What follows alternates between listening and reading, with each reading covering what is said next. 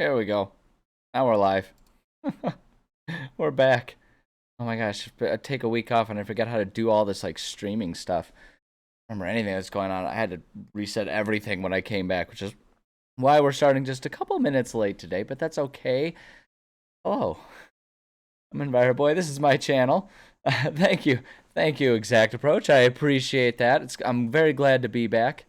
Glad to be back. Yeah, I had to reset everything. We don't have music because Spotify decided to panic, and it won't, like, I need to reinstall Spotify. It won't log into my account or anything, so I have no idea.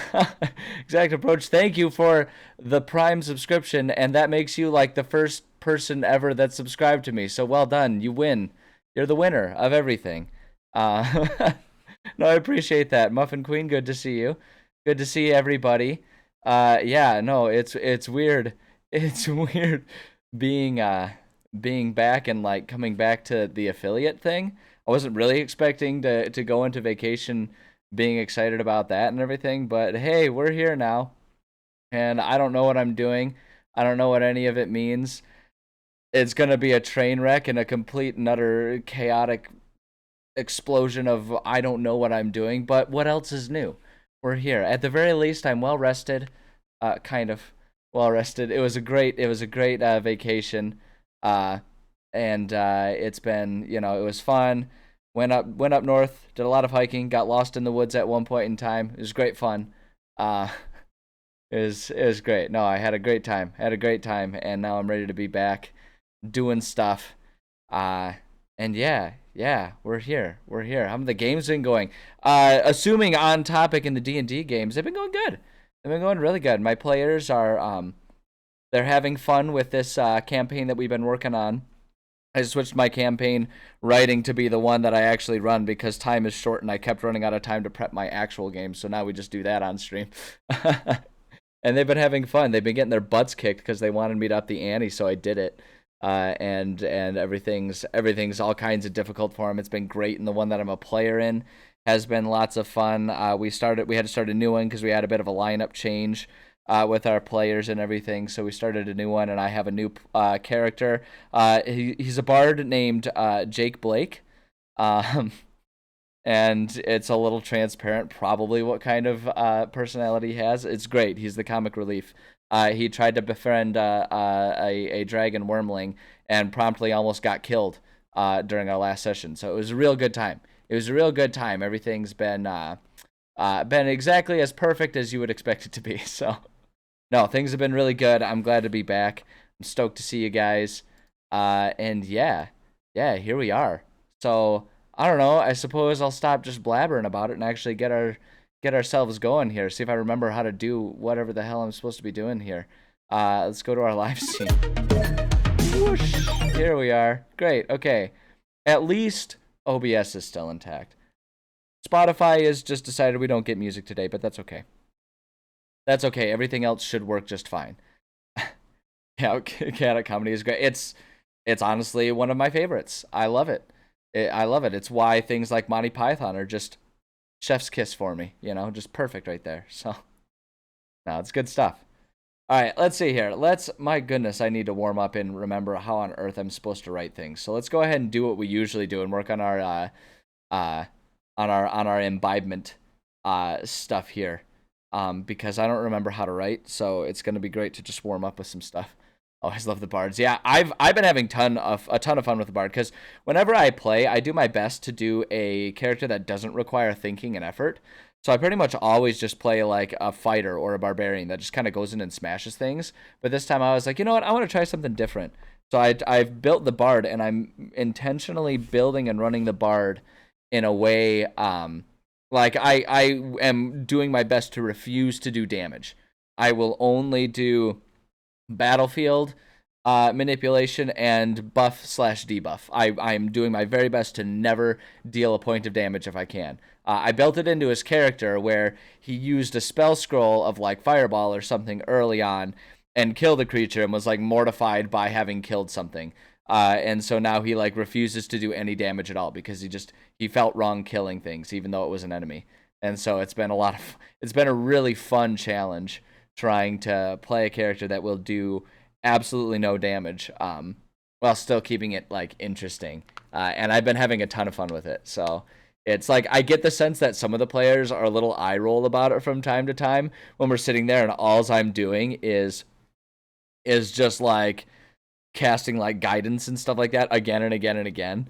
But it's been a fun challenge, and as we level up, it gets easier and easier. So think about it currently, or for a barge named MP3. Nah, I like it. I like MP3. That's almost that's on the same lines as the Inspector Gadget style Warforged. I had a player once play named it was the QT model. It was like the Quantum Technologies model 3.14.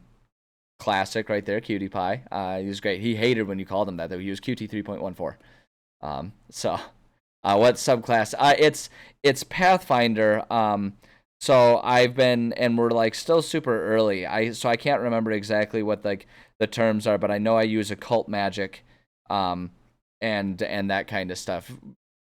Pathfinder sets it up a little differently, and I barely understand what I'm doing with Pathfinder because I'm so like I don't use it regularly. On top of the fact that I don't build characters regularly, so I barely know what I'm doing. Like I basically use Path Builder to help me build my character and know what I need to do and remember to do everything. And then from there, I just have like a drop down list of all of my possible actions and stuff, and I just kind of go through that, and I'm like, okay, that one takes 2 of my 3 actions, that one takes 1. Okay, we'll math those 2 things together. Okay, I need to move so then I can have my 2 actions. Like that's how I do it. I have no idea what my titles or anything are. He's Jake Blake, and he plays his magical lute, and that's it.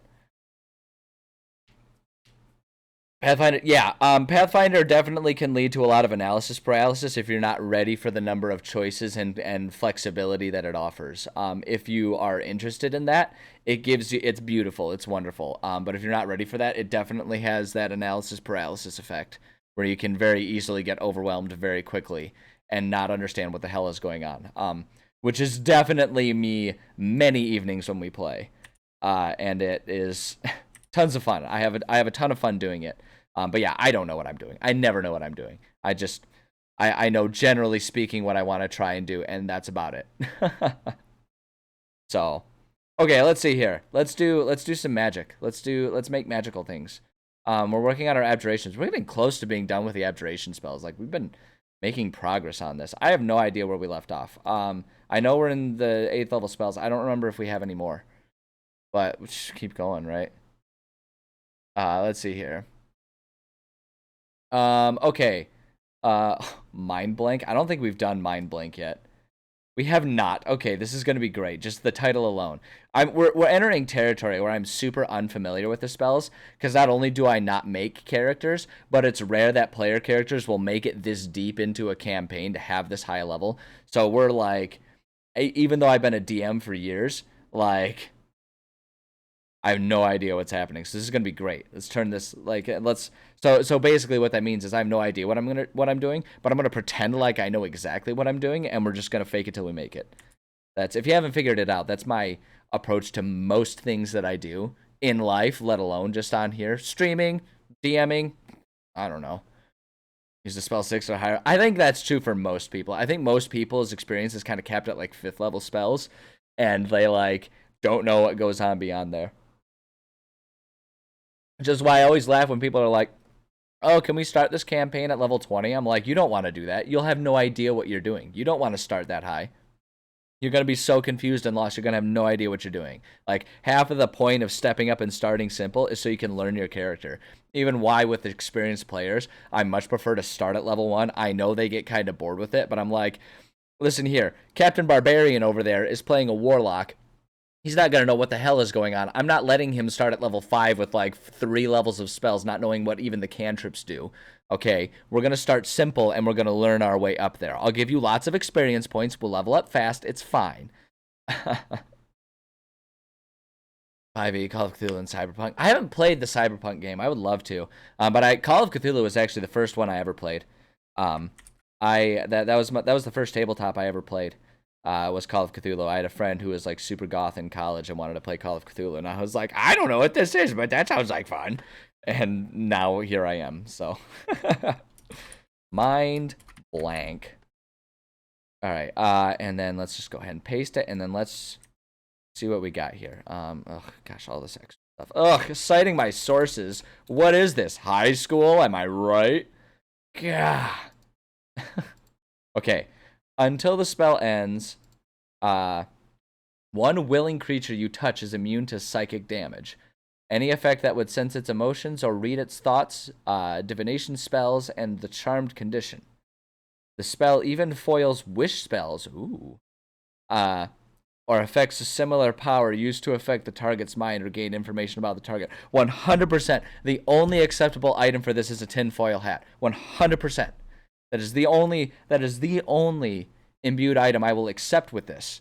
It's 100% going to be our example item. In fact, I'm gonna put it here. It's okay, so it's medieval. It can't be tinfoil hat, but I'm immediately imagining some guy just with like a wooden salad bowl. And he's just like sitting there, and he's got like his salad bowl hat on.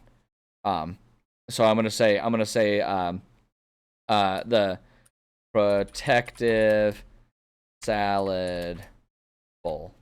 And we'll just like immediately we'll call it the item of a paranoid king who always had the salad bowl nearby, and everyone thought it was his favorite salad bowl. But he had it ready to put on in case he suspected that any dinner guests were trying to control his mind. Let's see. What do you got? Thank you. I was writing games. First one shot. Awesome. Well, I am so happy to hear that everything's going well and that I've managed to in some way help you. I'm really flattered by that. I'm glad. I'm glad that I've been able to help because truth be told, as I said, I don't really know what I'm doing. So I'm glad to know that I've stumbled into being helpful in some way, shape, or form. No, that means a lot to me. Thank you. Thank you for sharing that. I'm glad your one shot went well. Yeah, I'm just glad that your love of D&D is continuing to grow because that's everyone's love of D&D should grow forever and always because it's an amazing game and everyone should love it forever. 2022, none of us know what we're doing. God, isn't that just so true? None of us know. Like, and the thing is too is like, not only do none of us know what we're doing, but the cat's out the bag, and all of us realize that no one knows what we're doing. Leadership, individuals, parents, children, no one knows what we're doing, and we're all just kind of realizing it. And we're all like sitting here, and those of us who are aware of that are like, "Uh oh." So true. So true. My goodness. But yeah, no. You know what? It's like I always say, like, even if you don't know what you're doing, maybe even especially if you don't know what you're doing, just do it anyway. Because as Jake from Adventure Time so eloquently put it, sucking at something is the first step to being kind of okay at something. And that's what I just like. One of the most important things I've learned in my life is that sometimes you just have to be okay with not being okay at something, right? Or like another way to put it, you have to be comfortable with being uncomfortable. And that sounds like such an oxymoron combined with the idea of like just get better, right? Like cuz it's so condescending when people are like just do it, right? Cuz it sounds so ignorant of the issue, but sometimes that's just true. Sometimes you just kind of like have to do things, right? So it's like, you know, just try things. Just run your one shot. Just try doing things. You'll learn and you'll do better next time. And 9 times out of 10, people, as we've just discussed, will recognize that no one knows what we're doing. So they'll be like, you know what? We just appreciate that you tried. And anyone who doesn't appreciate that you tried, cut them out of your life because they clearly aren't worth your time because they're a jerk. So there you go. There's my soapbox I've stood on for the day. Time to dismount, I suppose. Oh look, we got the little kitty emotes going on. I tried to set up the kitty emotes because I don't have money, so I don't have cool ones. So I was like, we'll just use the cat ones because my cat, she's fast asleep on the cat. I don't know. Can you see her? No, the little bushes in the corner of the screen are kind of cutting her off. Uh, my kitty is there. I would not be surprised if she makes an appearance. After a week of me being gone, she has been all over me to the point that it's exhausting because I'll be sitting there like trying to eat and she's like rubbing against my legs and jumping on the table and it's like, listen here, cat, I love you dearly, but also I need like 3 minutes. Her name is Leela, because she's only got one eye, so it's like in Futurama, Leela the Cyclops. So she's my bestie. She's a little twerp, and I love her dearly. I have made steps towards getting a cat cam. It has not arrived today, but there is another camera incoming. It was a celebration in having made affiliate, and I was like, well, if I'm gonna convince people to subscribe, I got to give them their money's worth, and so we're going to get a cat cam going, so that hopefully I will have a cam that can sort of like, when she's present, be trained on her, so that everyone can enjoy the presence of cat cam. So stay tuned. Orange tabby named Dewey. That's adorable. Orange tabbies are super cute. My little nugget is a calico. She's the second calico I've owned. I've not intentionally made calico cats my thing, but they've kind of become my thing. They're so cute, and she's such an adorable little thing. She is fast asleep. She's all tuckered out from begging for attention. So, what am I doing? I haven't done any writing. Until the spell ends, one willing creature you touch. Okay, so until the spell ends. Okay, I'm gonna say type of item you can enchant. I'm going to say, must be. Well, I'm not gonna say must be. I'm just gonna say. Oops. We're gonna say, wearable items. We're gonna say, preferably, headwear. So it's like preferably a helmet or a tinfoil hat. God, I love the idea of a tinfoil hat. I wish tinfoil was a medieval invention, because I really want that like signs scene of them all sitting there with the tinfoil hats with this. But okay, so instead of until the spell ends, we're just gonna say, while wearing the item, we'll say while wearing the item, the wearer is immune to psychic damage, any effect that would sense its emotions or read its thoughts, divination spells, and the charmed condition. Boom, perfect. Mithril parchment. Yeah, there you go. Now we're thinking. I like it. Let's see here. Spell even foils. Get it? Because it's like tinfoil. See, it's perfect. It's meant to be. Spell mithril foil. Perfect for wrapping up all of your cured meats for long journeys, so it'll stay fresher in the ice block you use as a fridge. Perfect for wrapping up your cured meats for the meat seller, for all of your cheesy needs. Mithril foil keeps mold off of your cheese. I'm trying to create the medieval infomercial for it.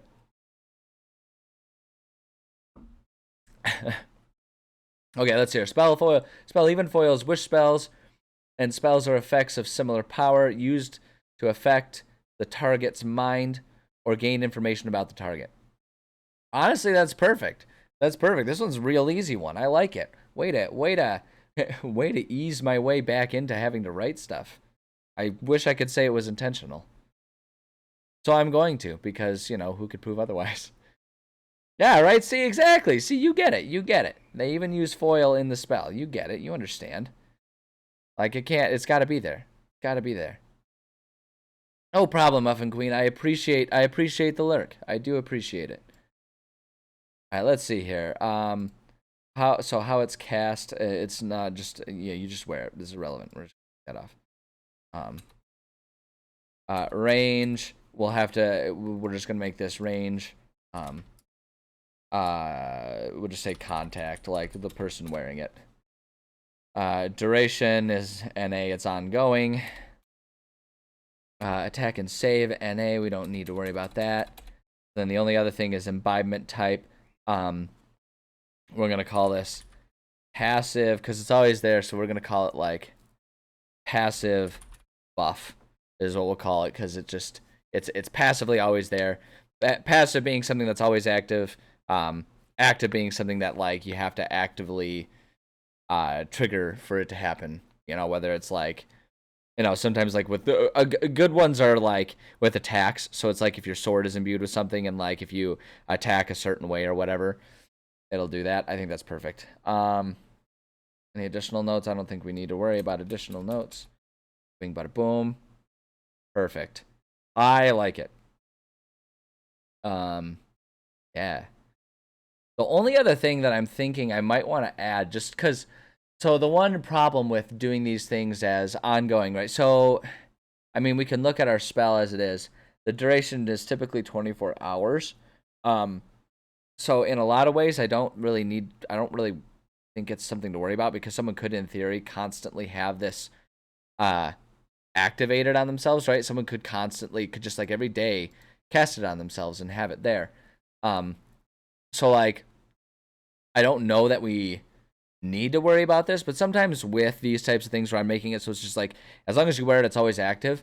That does have the potential to become pretty powerful. Um, so sometimes I like to put a little bit of a limiter on it when I'm doing this. And the only thing that I could see is really being a limiter is like keeping in mind that this would also um, impact the ability of someone, even a friendly, being able to send or receive messages. Um, and so I think I'm going to add that actually just sort of as a potential drawback for leaving it on all the time. Um, this item will also prevent the ability of the wearer to send or receive. I'm going to just put it telepathic messages, right? So it's just like implied that the spells and stuff there. I think that's a good idea to add that there just to make sure it's like crystal clear. Like you're blocking all mental effects, good and bad. So I think that's how I want to have it here. One segundo. There we go. Um, yeah, I think I want to add that there. I think I just want that little bit of clarity so that way that's one less way for it all to get abused and everything like that. Because the other thing about it too is if I decide that's too much, I can always get rid of it because my homebrew, so I get to do what I want. Okay. Okay, yeah, protective salad bowl, 100%. An item secretly commissioned. There was two M's in there, isn't there, for commissioned? Boom, I had it right, and then I by an ancient. Boy, oh boy, it's been a week. It'll take me a minute to get my typing brain back on. Item secretly commissioned by an ancient king who was constantly paranoid that people would try to control him. Control his mind. He refused to eat. Let's see here. We'll say any time he had guests, he would invite them to dinner and ensure that the salad bowl stayed near him, so that he could quickly don it if he ever felt as though his guests were trying to control his mind. Bada bing, bada boom. There we go. I love it. I love the idea of a king having a mind blank salad bowl. Perfect. All right. Hey, Fishy, how's it going? Good to see you. Good to see you. I am assuming you were looking in a mirror, calling out a cool person. No, thank you for stopping by. I appreciate you. Glad to see you here. Okay. Yeah. No, I think that's perfect. I like the salad boy. Boy. Me. Well, thank you. I appreciate it. That means a lot. Okay, let's see here. So, immediately, what I'm just thinking with the mind blank one is 100% if it's sentient, it has no. If it has no extra. Like if it's sentient, it has no extra abilities like I would normally do, and it's 100% just someone that will incessantly talk in your head, and it'll either be like helpful or unhelpful based on the personality.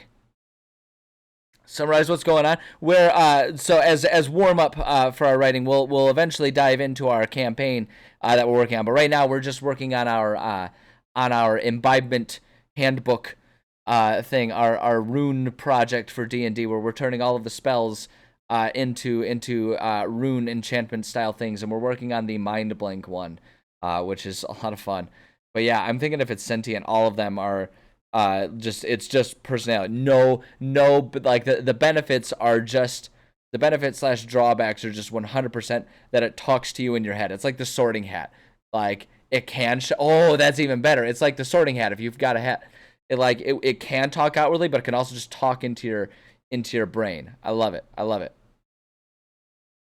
Large project. It's a very large project. We've been working on the abjuration spells alone for months at this point in time. It's an ongoing project that's more so just for amusement rather than the intention of like finishing it ever, especially since they constantly add more spells. But it's funny you say that you don't even know spells above third level. We were talking about that. We're in Mind Blank, which is an 8th level, and we were talking about how probably 95% of players out there don't know any spells above like 5th level.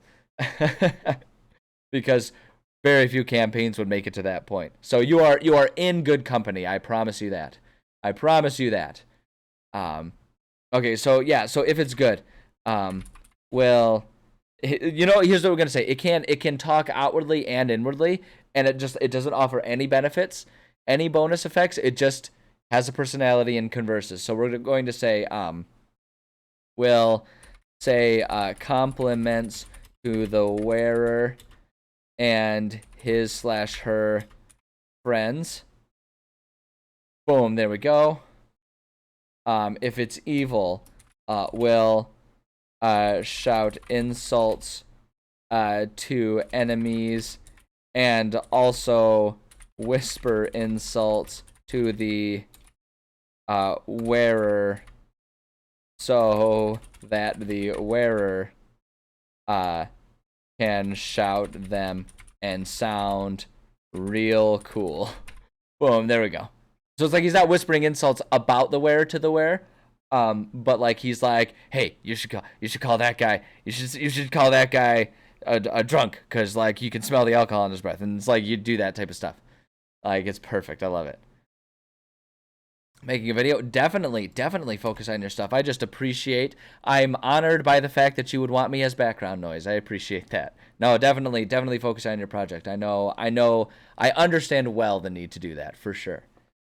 Okay, lawful will constantly remind the wearer whether what they are doing is strictly allowed or not. This is the one time when like lawful means lawful.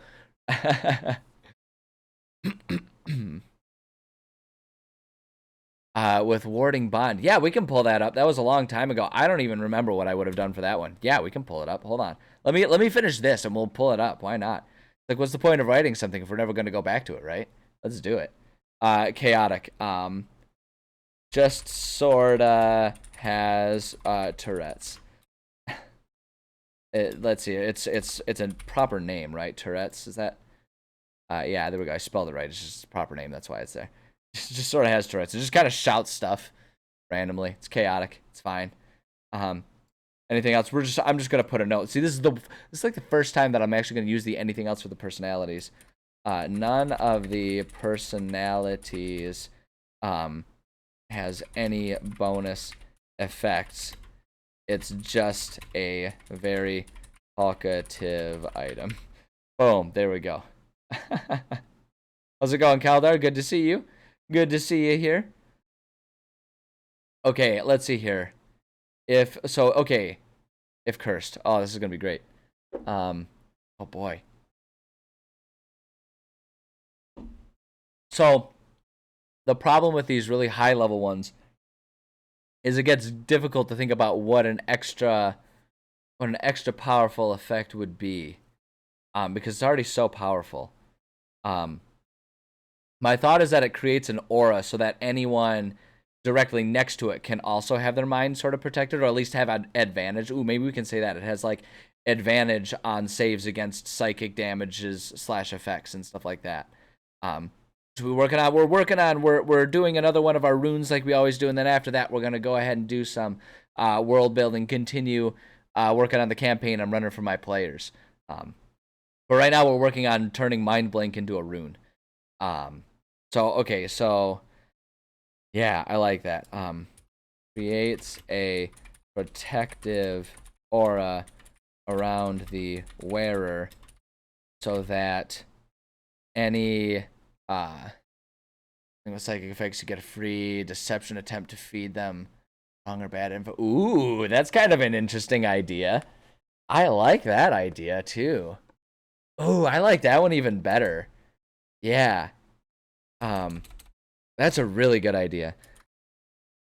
The item let's see here. The item will inform the wearer when when someone attempts any mind, I don't know, how do they say it? We'll say any psychic effect. The item can then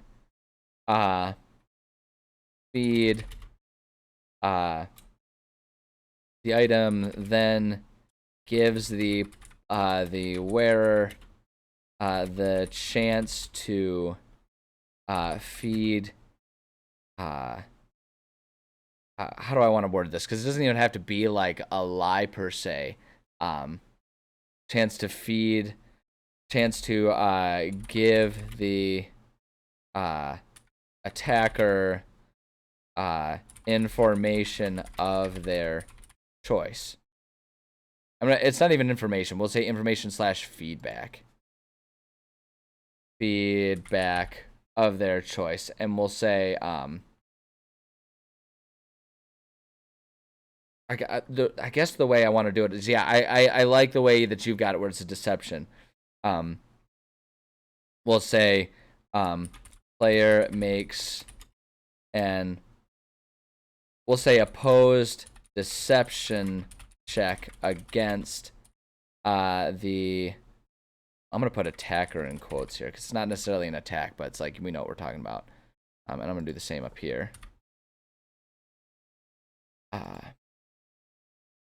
Let's see. Our player makes an opposed deception check against the attacker's, we'll say the attacker's insight.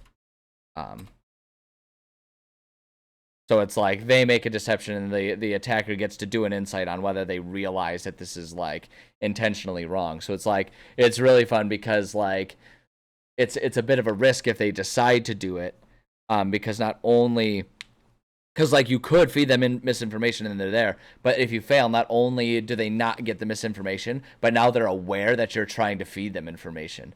So I kind of like the dice roll that's associated with that.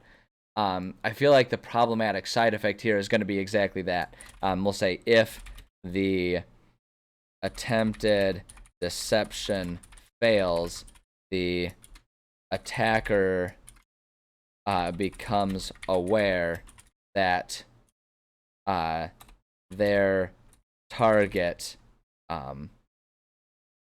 is attempting, let's see, we'll say is immune to their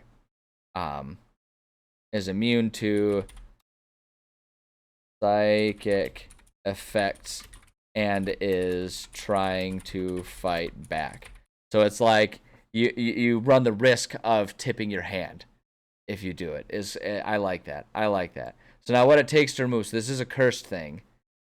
I think this one's really interesting too because it's like the curse isn't really even all that like active and looming. It's just sort of more like you run the risk of doing something. I think the curse will come into effect if you try to remove it. The item must be removed. Moved magically. Let's see here. If the wearer tries to take the item off, I think it's gonna just basically do psychic damage. Is kind of what I'm thinking the impact is gonna be here. Like in some way, shape, or form. The trick is you gotta like make sure it does it to the point that like it's not just something that someone can take the damage and then leave it, because that defeats the purpose of a curse, right? It's like you can't get rid of the item. Okay, here's what I want to do. The item will try to compel the wearer to put it back on. Holds on to their secrets or memories. Ooh, that's a good one too. What I was thinking is, oh man, I really like that though. Man, you're on top of it today. You're on top of it today, Exact Approach. But what I'm thinking, so here, let me write out what I'm thinking, and then we can like see. There might even be a way to like marriage the two. The item will try to compel the wearer to put it back on. We'll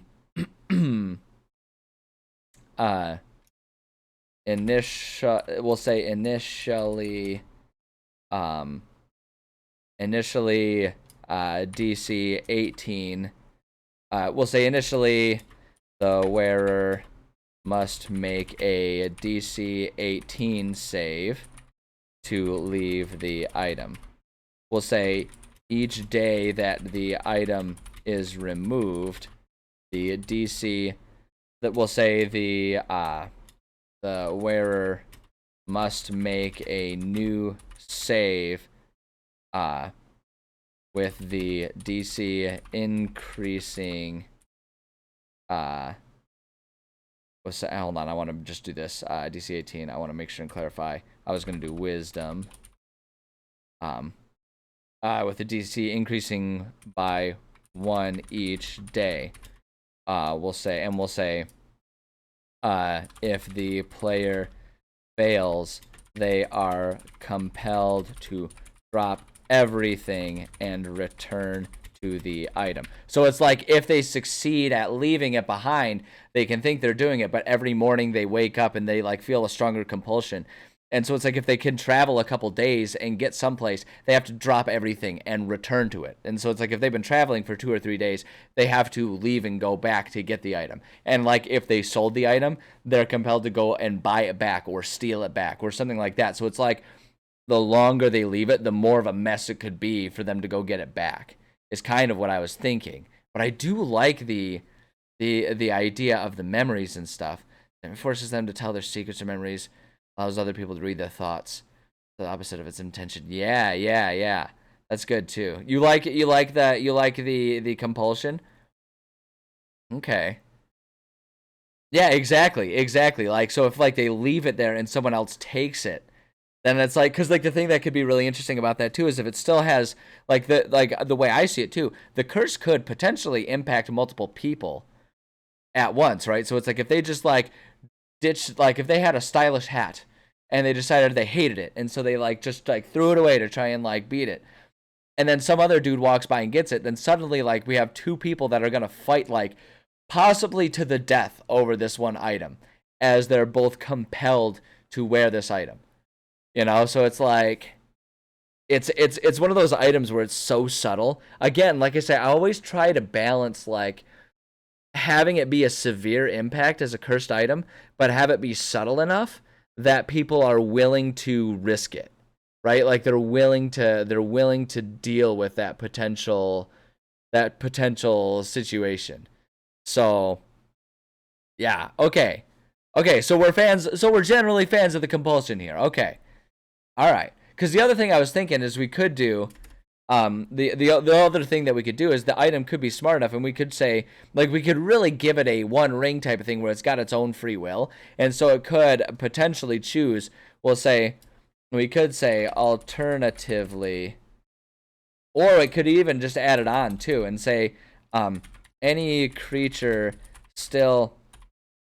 Let's see here, any Like we could just make it so that it keeps a copy anyone who's still under its influence. So like if you do beat the compulsion or if you have it magically removed, it's like it's memory. It's like the hard drive is reset, right? Like the memory is wiped. So that way it's like your memories and stuff aren't there. But anyone who's still under its influence, it has like a copy of their memories or something like that so it can like share their secrets. Um is the idea. But I think we'll just leave it at the compulsion because the other thing about it too is I feel like there are plenty of other mind and memory related spells and stuff like that that we can use that whole giving away the other people's secrets like in other items too. Like just because we don't use it here doesn't mean we don't use it there. And that's good for me because I like that idea. I like the idea of it being able to give other people secrets. But I feel like with this one, since it's like really it's just trying to protect your brain from attack, it's kind of more so like it that like will attack your brain as opposed to giving away secrets because that's not the only type of thing that the psychic attacks and stuff can do. So, but those are both cool ideas. I do like both of the ideas. Maybe the reason why the creatures affected by psychic attacks can resist them is that the item makes them more single-minded and isolated with green secrets and stuff. Yeah, that's a good idea. That's kind of a cool idea. That's just sort of like a thing with like cursed items in general. And I feel like there's kind of like an implied nature of that behind cursed items because like when you have compulsion and negative effects in some way shape or form it's either the person becomes dependent on the item or they become repulsed by it, and either one I feel like those are just like attitudes that fester and grow. So I feel like that's almost an inherent thing behind them, behind a cursed item. You like the way it turned out? Okay, all right. Well, so we'll go with we'll stick with what we got this time, and then we'll use the other stuff the other time, or not the other time. I don't know, like another time. That's a better way to put it. But yeah, I like this. I like this because it's so subtle. It's so subtle, and someone might think, especially if they have like a good wisdom modifier, right, or whatever, and they can beat it like once or twice, and it just keeps getting more and more difficult and the compulsion feels stronger and stronger, like that could make some really cool story stuff. Like if they're halfway through a dungeon and suddenly he insists on going back through like dangerous areas or something like that, or if he tried to like, or if they tried to pawn the item off on someone else, and suddenly they made, and like by doing so they've made, without like it really being an obvious thing, they've made it an enemy, right? And so they have to go back and face this enemy that they made. Oh, I like it. I like it a lot. Yeah, I think this is good. I think this is good.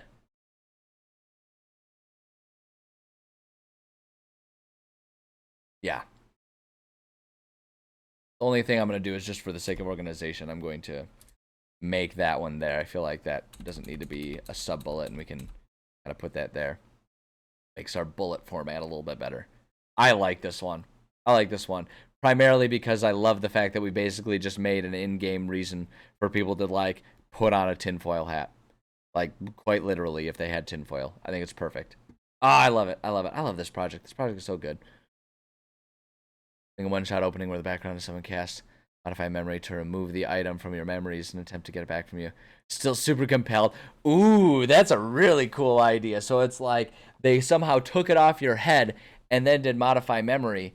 So it's like you don't understand why you're chasing this, like, and like you almost like you, the compulsion is just that you have to chase this thing and it might be a moving target, and so you don't know why, you're just following it like a compass or something. That's a cool idea. I like that.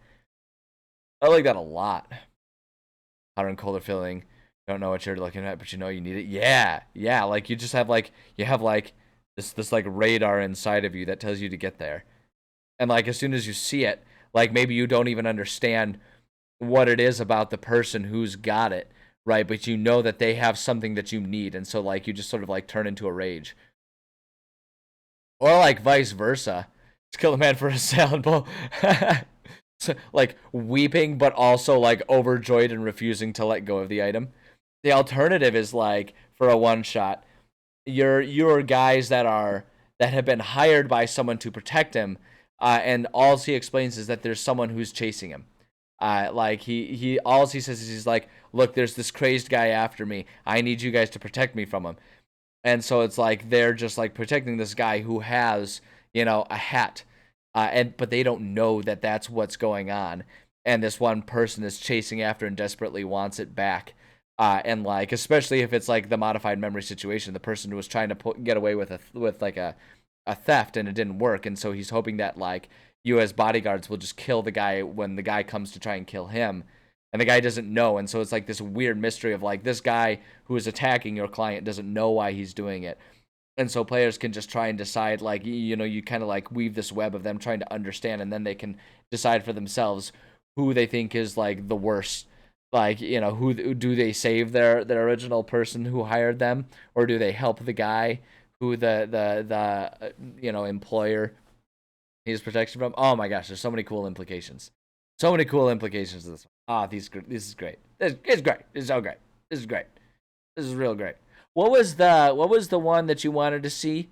There was a request to go back and see one of the other abjuration ones. We have levels 1 through 8 done now at this point. And I don't remember which one it was. I guess I can scroll back up, but it's probably just quicker. Warding Bond, that's the one. You remember what level spell that was? It's 2 or 3. Let's see here. Check 2. Go down. It's all alphabetical. Warding Bond. Okay, let's see here. This was a long time ago. So I have no idea if it even really fits the same way that I've been doing things lately. So we might even edit it a little bit. Let's see what we did. On any item that can be split, like gloves or socks, activated once per day by putting on the item and simultaneously saying a command word, enchanted item wards 2 willing creatures that each take one part of the item and creates a mystic connection between them until the spell ends. While the targets are within 60 feet of one another, they gain a +1 bonus to AC and saving throws, and they have resistance to all damage. Also, each time they take damage, the other takes the same amount of damage. The spell ends if either drops to 0 hit points or if they become separated by more than 60 feet. It also ends if the object is removed by either of the connected creatures. You can also dismiss the spell as an action. Yeah, so it's like, yeah, they're like, they bond the two together. And so it's like the warding lockets, popular among wealthy teenagers looking for a promise ring type of experience. Oh my god, this is amazing. I love this. These lockets are paired items that typically fit together to make a single item. 2 puzzle pieces or 2 halves of a heart, for example, you know, something just like sickeningly cute. When the lockets are split between the 2 wearers, spell is activated so that both users share the benefits and drawbacks of the spell. It is adorable. This was back too when I was like still trying to make it act like a spell rather than just letting it be like an ongoing impact. So I don't think I'm gonna do it right now because I kind of like the way it is right now. But I feel like just as I've evolved this project, I would probably make it so that it's just like if you're wearing the gloves, it can do that. But I might like weaken the effect a little bit, something like that. But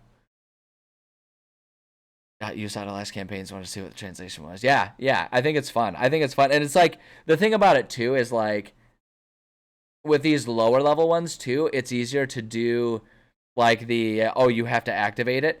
Because these lower level ones could, in theory, be imbued at a higher level if you take more time and use more resources for the imbibement. So you could, in theory, like imbue it with enough resources as if it were like a 9th level spell or whatever to make it a permanent type of thing, right? That's like part of the negotiating process that I'll typically do with my players when doing these types of things.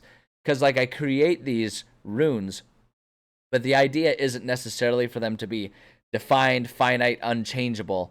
It's more so about just like letting them be like giving an idea, but then this thing is like imbued with like the energies of the magic, and like you can kind of shape and mold that to whatever item you're enchanting and all that kind of stuff. So but yeah, I like it. I think it's cute. I feel like you know, we got warding lockets. I feel like instead of wedding rings, warding rings would be a really good one too. So it's like a couple that gets married can make themselves warding rings, and it's like how they like take their relationship to the next level. Like maybe there was like a village or a city that like their religion kind of came up with that, and that's just what everyone did in that city. Like that's what was super like chic and in vogue and all that.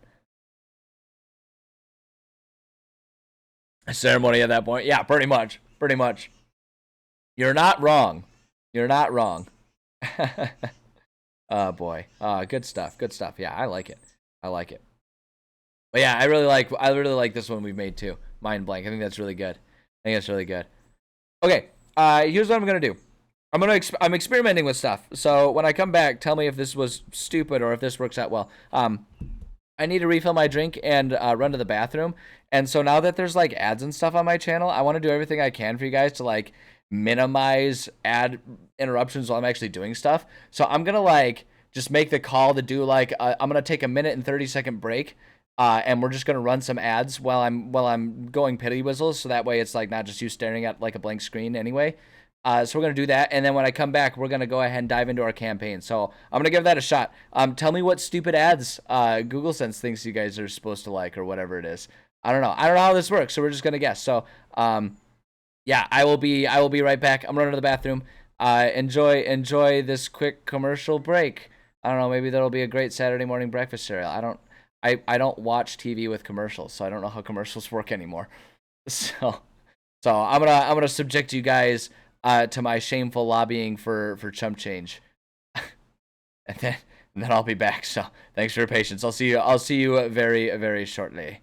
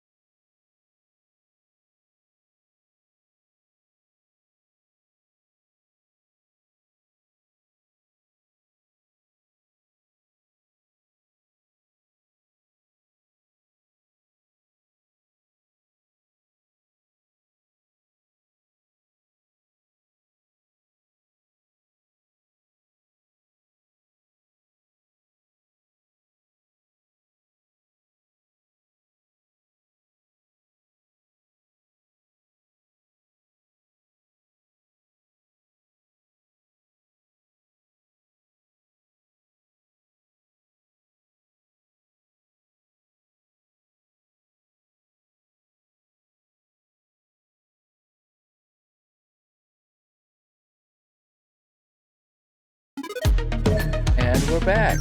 Did you all enjoy commercial? Did anyone buy anything? Tell me, share what capitalist thing you participated in the comments.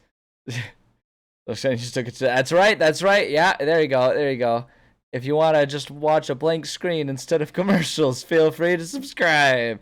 So that's the pitch right there. That's the self sales pitch right there.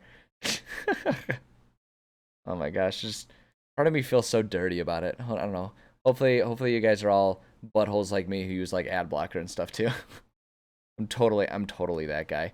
I no blame whatsoever. I'm not gonna be that guy. It's like, please disable your ad blocker. It's like, no, I get it. I totally get it. I just can't get that bread. Yeah, goddamn right. Get money, get paid. That's what I'm talking about. All like eighth of a cent that I get from each commercial or whatever it is. I don't know. It's something minuscule. I'm sure it is. I don't know. I'm more excited about the opportunities to like do fun bonus benefits for all of you guys who have been like with me for a long time now and stuff, more than like the ad revenue. But it's like, hey, it's there. So I don't know. Also, I'm a shameless sellout that would love to do this professionally. So any chance I can get to get any amount of money is a benefit. I'm an absolute sellout. I will happily do it. That's the thing. That's the thing people don't realize. Like, it's real easy to talk smack on like artists and people who are sellouts, but it's like fuck me, you know. Like if someone like Taco Bell came over and was like, "Hey, if you wear a Taco Bell T-shirt every single one of your streams, we'll give you like $50 an hour for streaming," I'd be like, "I will wear that and a hat if you want me to. That's fine. We'll get a green screen in the background. Will just be Taco Bell." Like I would sell out in a heartbeat. Like I'd like to think that I have integrity on some things, but that's not one of them. If some random ass company wants to like give me money, I'm like, okay, like great.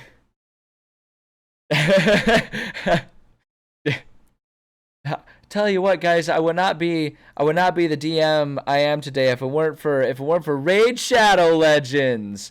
Click now to get a free roll or whatever. I don't even know what that game is.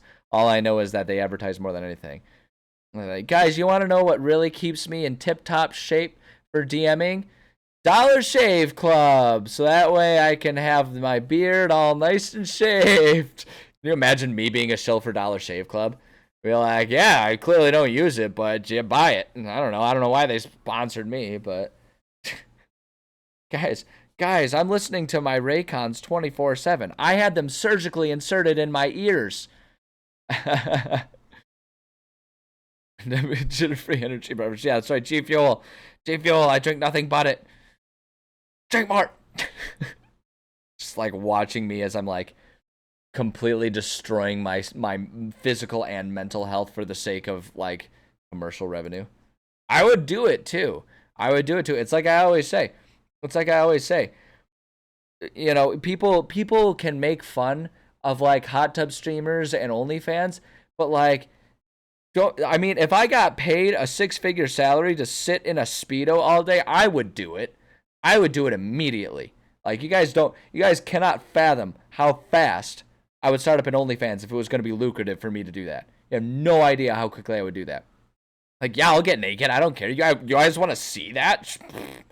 Whatever. It's not like I got to look at a mirror while I'm doing it. Fine. I'll sit around naked and do stuff. Great.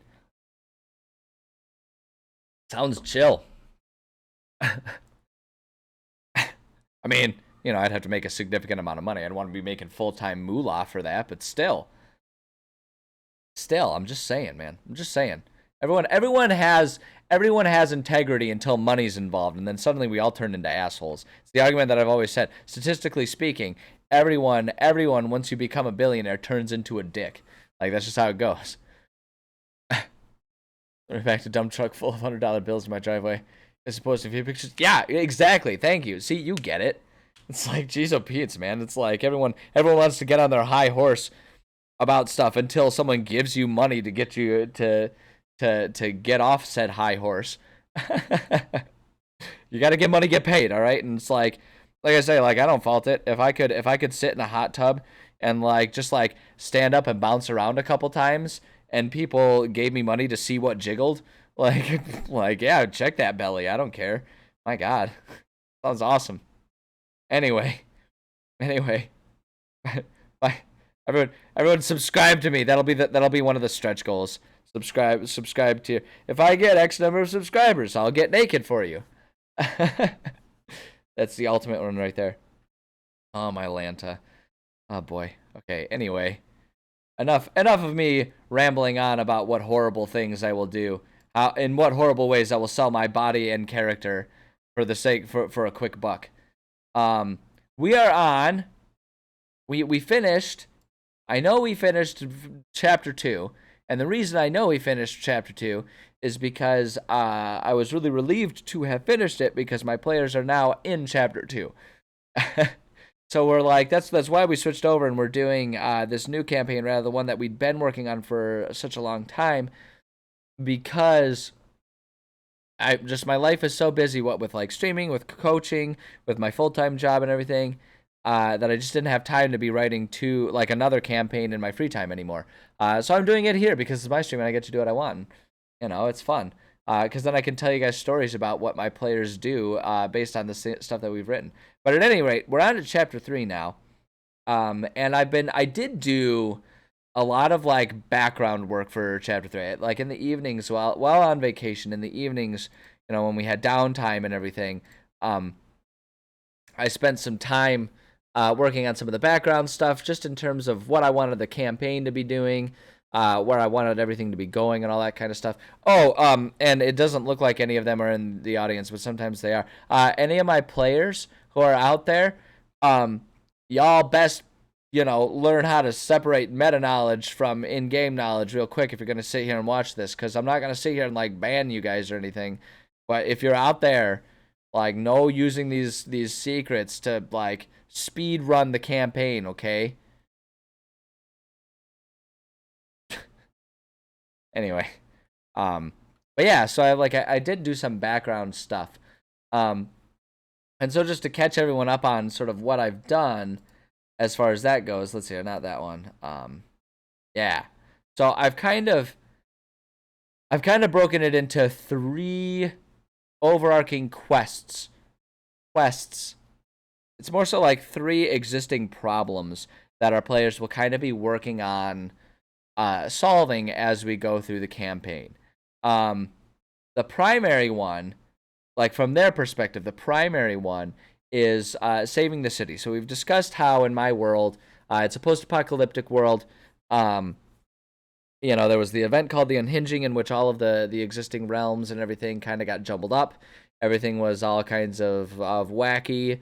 Created a lot of really dangerous stuff, and like most of the world fell to what's called the wilds, which is where it's very dangerous to exist in, and there are only a handful of fortified cities. Most of the world is slowly recovering from this event, with the exception being the city of Rhodanos, which is where this campaign is kind of taking place. The city of Rhodanos and the surrounding areas.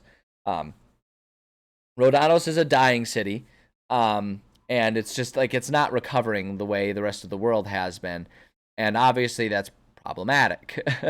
So, they're the sort of like primary story that's going on, the primary mission in the campaign from the player's perspective is that the city's dying. It's kind of well understood that within the next generation or two, the city just won't be able to support a population anymore because their farmlands aren't producing enough food anymore because like the world around them is kind of like, or at least the world around them is dying. The it's not dying, it's changing, and it's no longer a world in which the ways that people of this world of Zaoria can survive in, at least around Rhodanos. Like it's just things are changing. Plant life is changing. It's not supporting their lives anymore like it used to, and so they recognize they're in trouble. So the main goal is for them to try and find ways to save the city and figure that out, which includes finding resources, taking care of the enemies that are around. Right, they have some. There's the wildlife enemies as well as the snow gnolls or snolls as my players dubbed them, and I'm 100% on board with and playing along with. So it's like trying to survive the snolls, and there are a few other sort of dangers that they haven't encountered yet, but are there. So that's like the primary goal, and so every chapter includes. Like, basically, every chapter is going to primarily revolve around they've been given instructions or tips on ways that they can try and, do their part to help save the city. The idea is that the whole city population is kind of like working together on this, but like the players, obviously, they're going to be given their specific missions. And that's kind of what the primary thing is. The secondary thing is healing the land around it, right? So it's like that kind of is at the core what they need to do. But that's not exactly necessarily the reason they're doing it. They're trying to save their city. Healing the lands is kind of like secondary. Like if healing the lands will help save the city, then they can do it. And obviously they are going to kind of interplay. So every chapter is going to make sure to provide players with some sort of like larger, bigger picture item about like what they can do to sort of make whatever changes they make a more permanent thing is kind of where I'm approaching it from, because they could in theory save the city for another generation or two without actually solving the problem, so that just in another 100 years or so they'll be right back to where they are now, right? And so like I'm going to provide them some stuff that will give them opportunities to do more long lasting changes. And then the third one is, as we put it right here, the tertiary storyline is dealing with Hel, Hel, who is actually like originally, like I'm remembering where I stole my lore from, a Norse goddess of like, she was kind of like a Norse Grim Reaper type of figure. My understanding of it, I'm probably butchering that ancient European culture and showing how much of an ignorant individual I am. But from what I can understand, that's kind of what it is. And so what I've done is kind of placed her in here as a sort of like a displaced deity, like a deity that was displaced during the unhinging and kind of just has decided to make her new residence here in this area. And it's not that she's part of what's happening in this world and it not healing, but she's sort of taking advantage of it. And I actually originally had included her as a vehicle to deal with a much more increased risk of player death because we wanted to up the ante, up the difficulty for my players. So there's a much bigger chance that they're going to die during combat at some point in time. And so I actually have her there. What she'll do is she'll basically bring players back to life, but with side effects. That like every time she does it, the side effects get stronger and stronger, and it's basically her slowly converting them to an undead ward of her own. That will eventually just sort of serve her in her kingdom that she's building up within the area. And so it's like there's always in every chapter there's going to be something that just like demonstrates her presence. There's not necessarily a mission involved here, like if players never die. If they do manage to survive everything and never have to deal with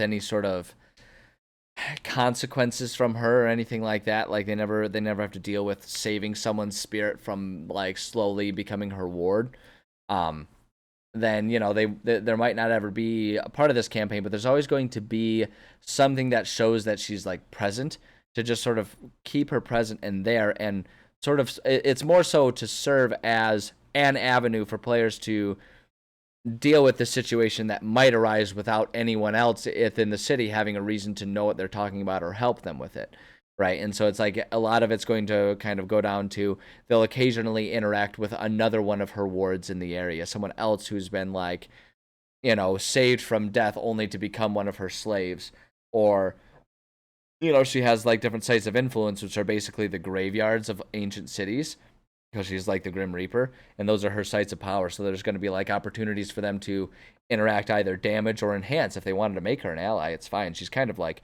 my intent is for her to actually be kind of morally neutral beyond the fact that she just wants to build up her own army. And in her mind, that's still neutral, because it's like, okay, either you can die and become part of the ether, or if you want to stay alive, I'll give you the opportunity to do that. You just owe me. And it's like, she like does it deceptively, but also in her mind she's just like, hey, if you want to sell your soul to me, then you can do it. But like the idea is that she's there but not really driving a good or evil thing, more so just present, and so players can decide how they want to deal with her, if they want to deal with her. And so I'm trying to make sure all of these things are like present in every chapter, to sort of, and like I say, it's not, I try to make it so that it's not like, oh, players will need to do this, that, or the other thing to win this game. More so just I try to build my world so that there are situations that our players can impact and influence, and they can bring some sort of like close to them if they want or need to. So that's kind of what I've been working on, right? And so I kind of figured that out. I kind of ironed that out. So I didn't like plan out story beats per se. It's more so that I've just planned out, like I now really know what the happenings within the area are for people to interact with. One second. Let's see here. All right. So yeah, I've been working on that. And then I did actually catch up a little bit on our random travel tables. May or may not need them, but if our players have long distances to travel, which they probably will for Chapter 3, I've kind of revamped those, added some more details. I kind of created a cast of like side characters, like, random people out in the wilds, NPCs that they might interact with that are varying degrees of good or evil and all that kind of stuff. So I've kind of revamped all of that stuff. And then for Chapter 3, I did plan out some player story missions, and I am definitely going to just be safe This one I'm not even going to share on stream, just in case they're there, because I want them to enjoy the surprises that I have in mind for their character growth, because I always work with my players. And so here's a tip for anyone who's looking for little bits, like little tips and tricks and stuff about like how to build and run their games too. I always, when I start a game, have my players tell me a little bit about their character backstory and a little bit about their character's personal goals, right? It's like a character building exercise and everything. And so when they do that, I then kind of work with them and say, like, okay, so this is kind of their goal. And I just kind of have them keep it vague, right? So it's like someone might be like, my player's goal is to become, a well-known artist, or my character wants to, my character needs to take revenge on whoever killed their family, right? But it's like a mystery. And so I'll always say, like, okay, so someone killed your character's mystery, or killed your character's family. Let's keep that a mystery. So then I can feed them little bits so that they can like kind of have fun unraveling their characters, the unknown parts about where their character arc is going to take them. So I basically take their advice on what type of character arc they want them to have, and then I give them stuff. And I've come up with some really fun, cool stuff for my players, and I am not sharing that because I want that to be a surprise. So I don't think any of them are here, but just to be safe, I ain't even going to take the chance. So that's for me to know and for you guys to never find out. Now, I'll probably share a lot of it after the fact if and when different things come to play. But we are now on to chapter 3. So chapter 2, so just to recap what we've done, chapter 1 was our players first getting acquainted with the city and everything. They were called to help defend the city as the Snolls attacked the city. That went the way it went. My players got knocked unconscious a lot. They managed to not die. I didn't kill them immediately. I didn't want to do that, but I gave them a lot of very tough battles and was very content to knock them unconscious quite a bit. Really knock them around a little bit.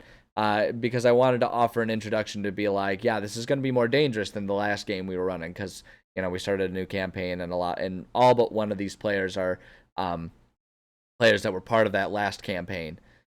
So we did that, and that was fun. And then chapter 2, as we finished writing, is them dealing with, so the Snolls retreated from in the city. They were in the city waging an attack, and now they've retreated back to the outside of the city walls, but out there they are basically laying siege to the area.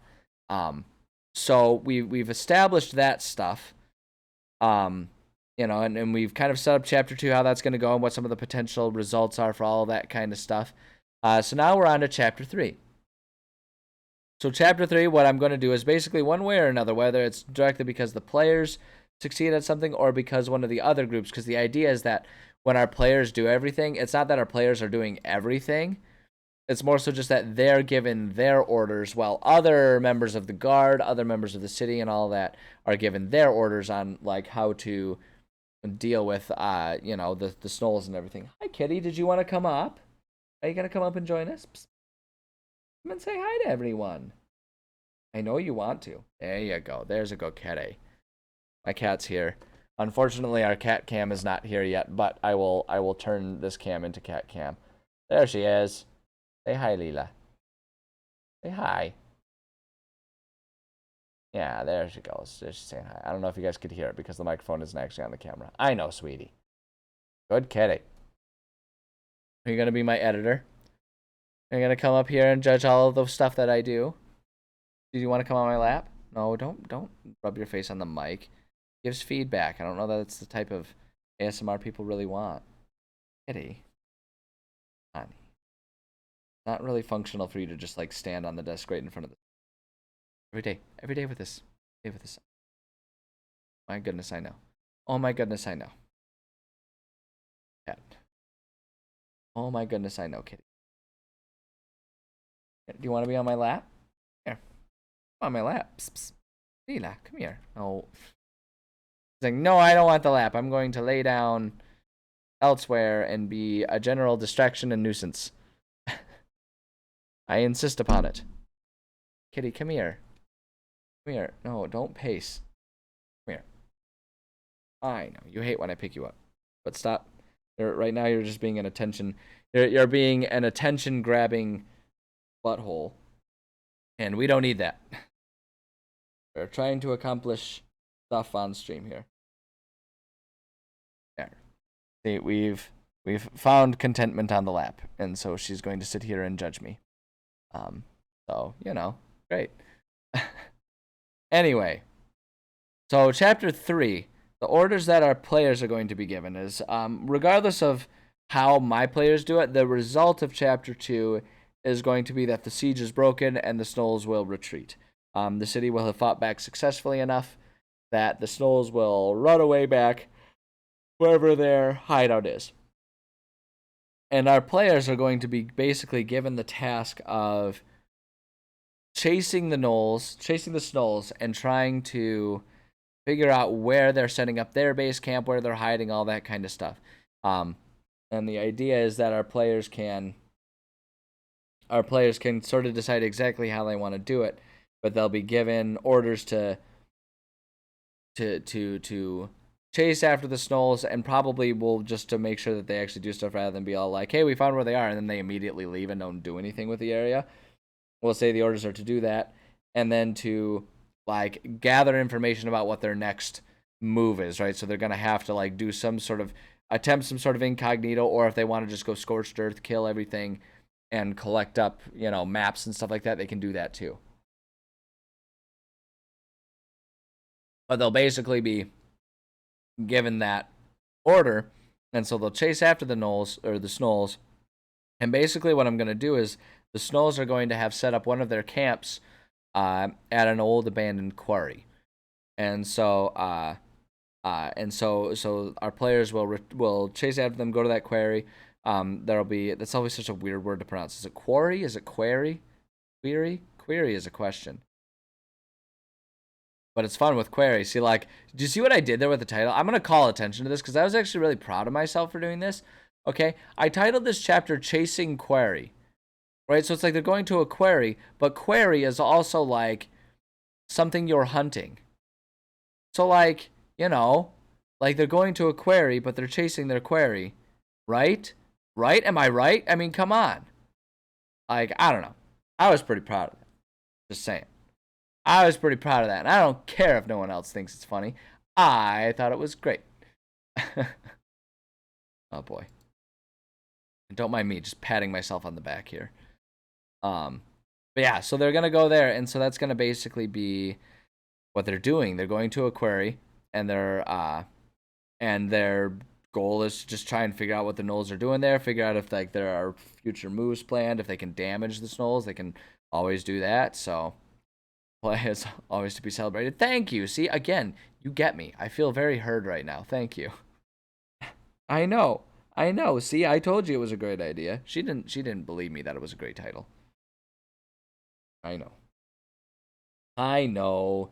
You didn't really think that. You're a cat. You don't think much at all. God, so silly.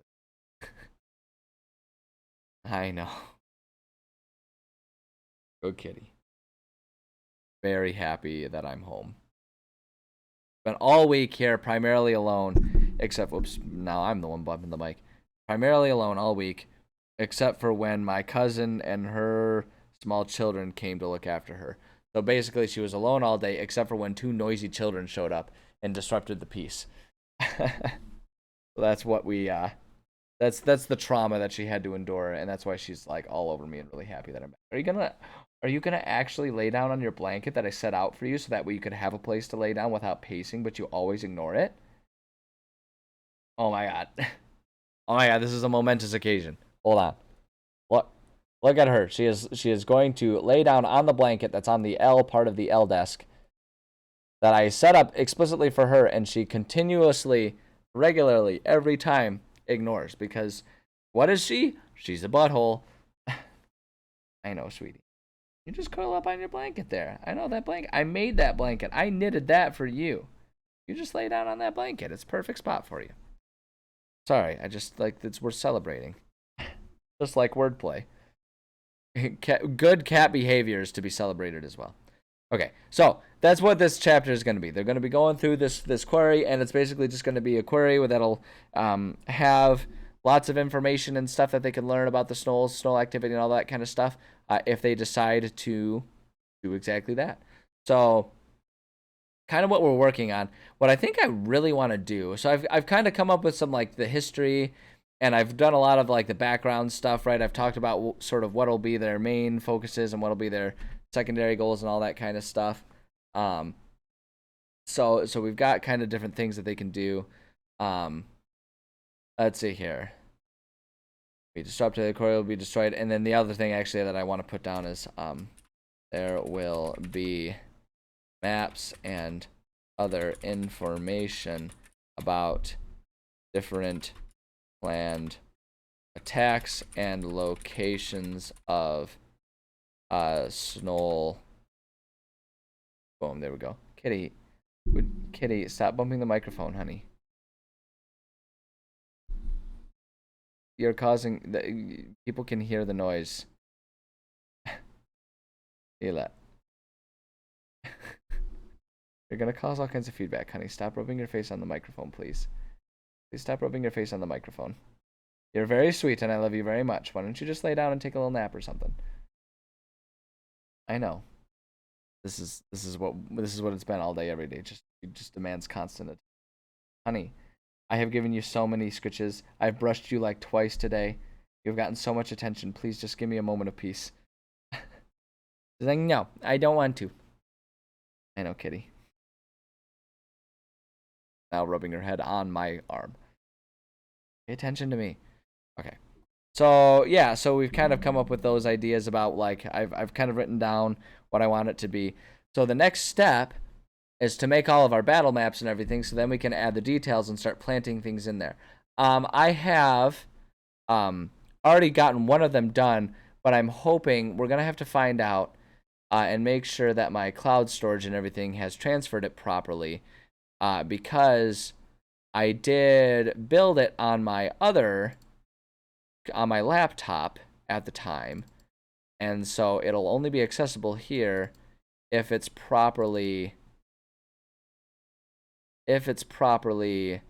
done it, and it looks like it has.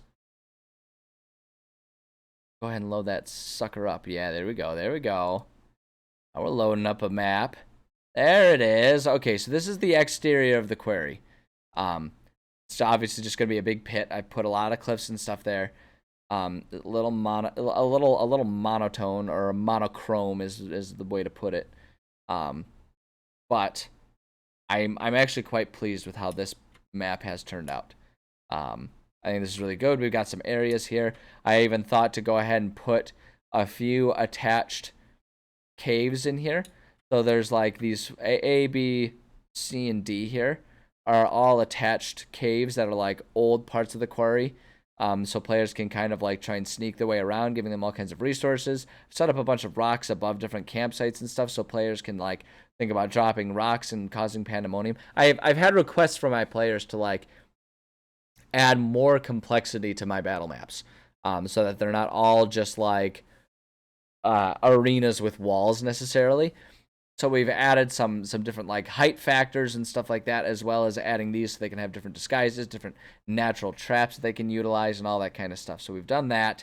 Looks really good. And then this one, E here, is detached from all of these ones. That goes into the quarry, and that's where like the leaders are going to be. So if they want to really disrupt stuff, they can go inside the quarry and try to get information from their leader and all that kind of stuff. So we created this part. Now I'm going to create another new one, and we're going to do the interior, which I think is going to be fun, and I've got some thoughts here. And honestly, making the interior take up a look at this ham. Hold on. I'm sorry. Look at this ham. Look at her. Look at her. Look at this ham. Hold on. Let me get the angle. Look at her. Look at her. What a ham. What a little ham. I know. I'm making fun of you. You're adorable. Sorry. See, this is why we need cat cam. This is why it's good that I have ordered cat cam. Cat cam has not arrived, but I have ordered cat cam. And once we get cat cam, we can just set cat cam up, and it will always be able to watch cat, and it'll be great, and everyone will watch that instead of me, and it'll be perfect. Make it like a separate subscription tier or version that's just cat cam.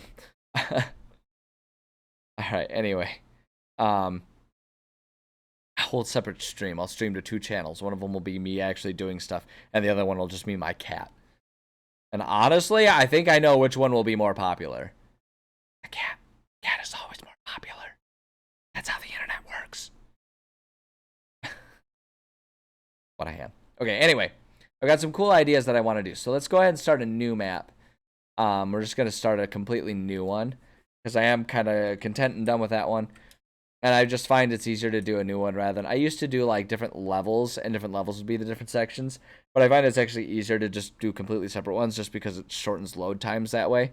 Um, and that way I can save separate levels if I want to do like different parts where it's like, hey, there's the exterior. Like if they're in town, you know, in a town and I want to do like the street view and then do separate interior views for the sake of space. It's easier to do that with the levels and everything. But anyway, I digress. Important part here is we're going to do the interior of the quarry here. And I think it's going to be great. I think it's going to be real great. So let's see here. So I'm going to start off. I want to just go with my terrain brush here. We've got settlement. I want to do... Got to set it to mountain. Although I guess I'm actually just going to do these separately. So I guess I want rocky because I don't think they have... I mean, we've got darkness. Dark limestone terrain. Yeah, I think we're just going to go with the rocky or the dirt one. Honestly, the dirt's a little less distracting. I feel like the dirt's better. So then if we have particularly rocky areas, we can do that. I want to do that. Now, the trick with this is going to be I want to do caves. And they have... Hold on, where is it? Cave brush. So they have a cave brush. The problem I find with the cave brush, and we'll see. I'm going to give it a try to see if this works. But the one thing I've noticed with... Rocky. Yeah. We can do this. So the one thing... Started getting at here is with the cave tool, it has the tendency to cause the program to crash. So we're gonna give it a try, but if it starts making everything crash, we'll go ahead and ditch it out and we'll do some of the other ways that I've learned to do it. What I want to try and do though is I want to set up like 1 or 2 main chambers that are gonna have a couple layers to them. And the chambers are going to be approachable from either like the upper areas or the lower areas is what I want to do here. And then just a couple of other smaller side rooms is kind of what I want to do. So I'm thinking if we set up, I'm just kind of painting some random stuff here. Sort of make some rooms and everything. And I think what we can do is immediately kind of connect those by like a bit of a tunnel there to make them separate. And I think, make sure these areas are full on floor. We can put in like stalactites and stalagmites and all that kind of stuff. Then our opening's going to be over here, and I kind of want there to just be like one crossroads, and that's where our opening is. So we blast open the entrance. That's our entrance, right? And so that's how players can get in. And then we've got this area here, and I'm thinking maybe we do like a side chamber that kind of breaks off over here that's got some stuff going on in here. This one will wind over here, and then we can do like another side chamber here. And I'm thinking what might be good, we can have this go like that, or up here, and then this will connect there. And I think that'll work. The other option, though, actually, if we undo that, the other option is to connect to there. There's a bit more winding going on here. So we've got 2 small chambers here. Because what I'm thinking is, what I want to do then is, I think, see if I can just kind of like wing it here without having to think too much. We go to, okay, what do I need? What tool do I need? I need my path tool. That's how they have like the cliffs set up. Because what I'm thinking is, set it up that this is like an upper ledge area. And just for the sake of, hold on, I want to unsnap this. It's going to be a bit easier. Yeah, because we can kind of set up a couple layers here just to make the cliff seem particularly high up. And so, you know, here's your crash course on how to utilize some of the tools. I have a couple asset packs downloaded for Dungeon Draft here, but other than that, I pretty much just use the vanilla program. And look at this, we can even like kind of make it tiered a little bit there to make it a bit more interesting. I even want to do one more. I really want this to be a nice, sharp, steep cliff, because I want this to be an area that the players can utilize to like hide from the creatures down below. The one thing I don't like about this is that it always restarts. It doesn't randomize the wall. It restarts from the same thing. So every time you start it from the same place to do layers like this, you get like the same things again and again. But if you just kind of like mix things up and do that a little bit, it can kind of disguise it. And the other thing about it too is like, you know, your players would have to be paying pretty close attention to really notice it. And even then they'd have to be like really persnickety jerks to point it out. So point is, if your players call you out on it, just call them jerks in return and everything will be great. Yeah, I'm a big fan of Dungeon Draft. I'm a huge fan of this program. I think it works really well. I really enjoy it.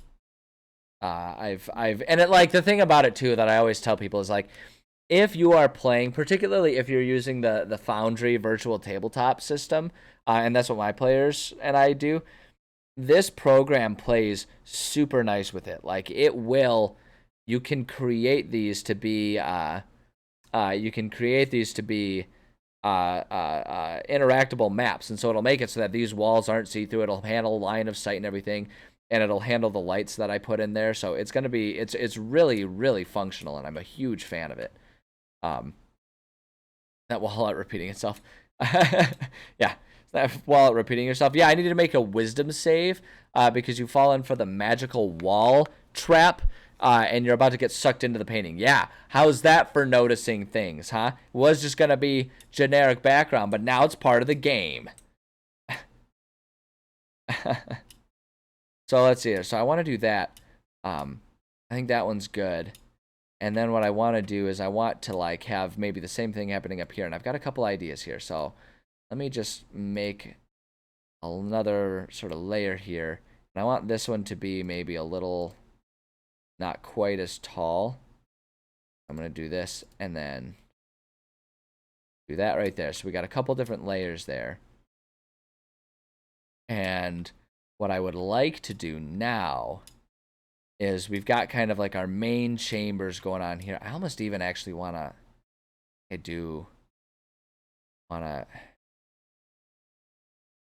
maybe have this. Oh, have to undo some of that. I'd have to change that wall a little bit. I think I should be able to. I think I would just have to like redo the entire wall. Yeah, because it's going to make me move the whole thing. I actually wouldn't mind wrapping that around to make that a bit bigger. You know what? Screw it. I'm gonna do it because I think what I can do, we go to our path tool and do under. Now I should be able to.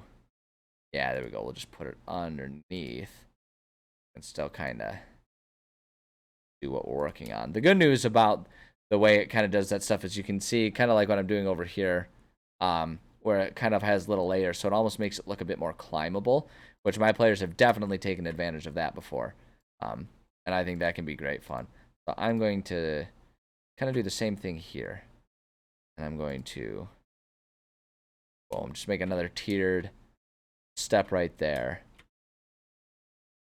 So we've got these big chambers, and I'm thinking we've kind of got, like, I always set it up so that there's like 10 rooms per room set. So like, you know, we did our exterior that had 10 areas, and I do this one that'll have 10 areas. It's a little predictable and a little formulaic, but I find by doing 10 rooms, I provide, that gives me plenty of room to do whatever combats I want to run.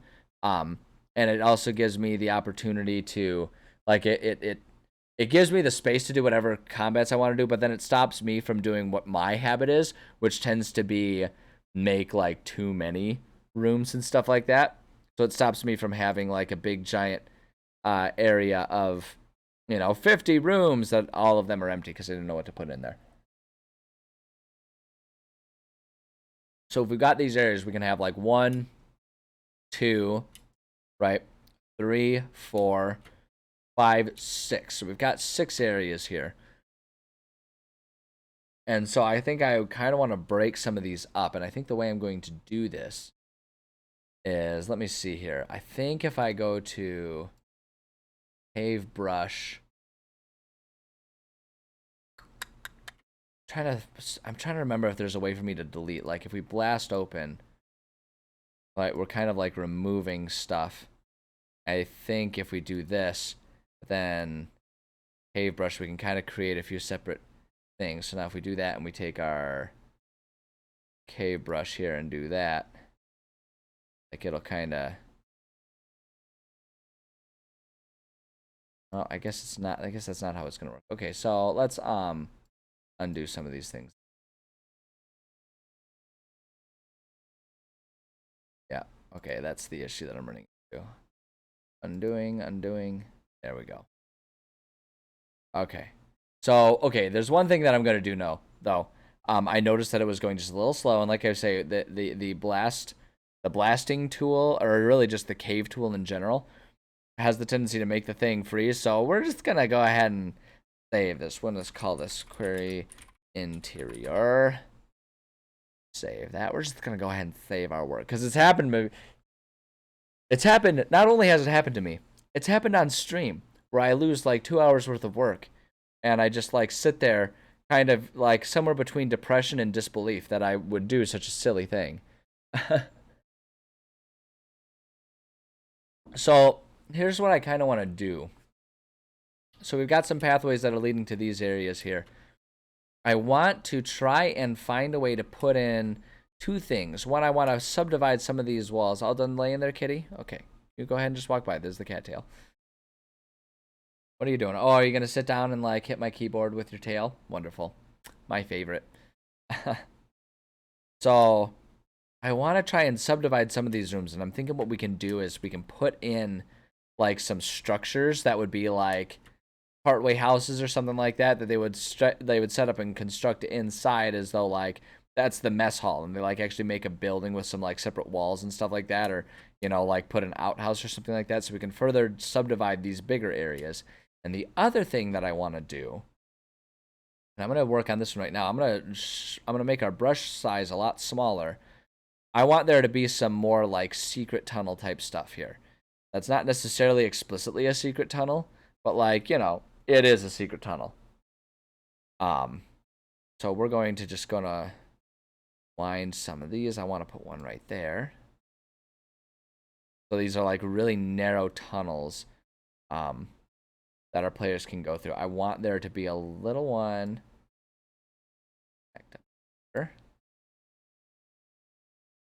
into these areas, and it's like kind of an assumed slope going on there. And I want one that goes right over here. Perfect. The only other thing, and this is tricky to do, the one thing that I wish I could do, and I don't know if there's going to be an easy way for me to do it.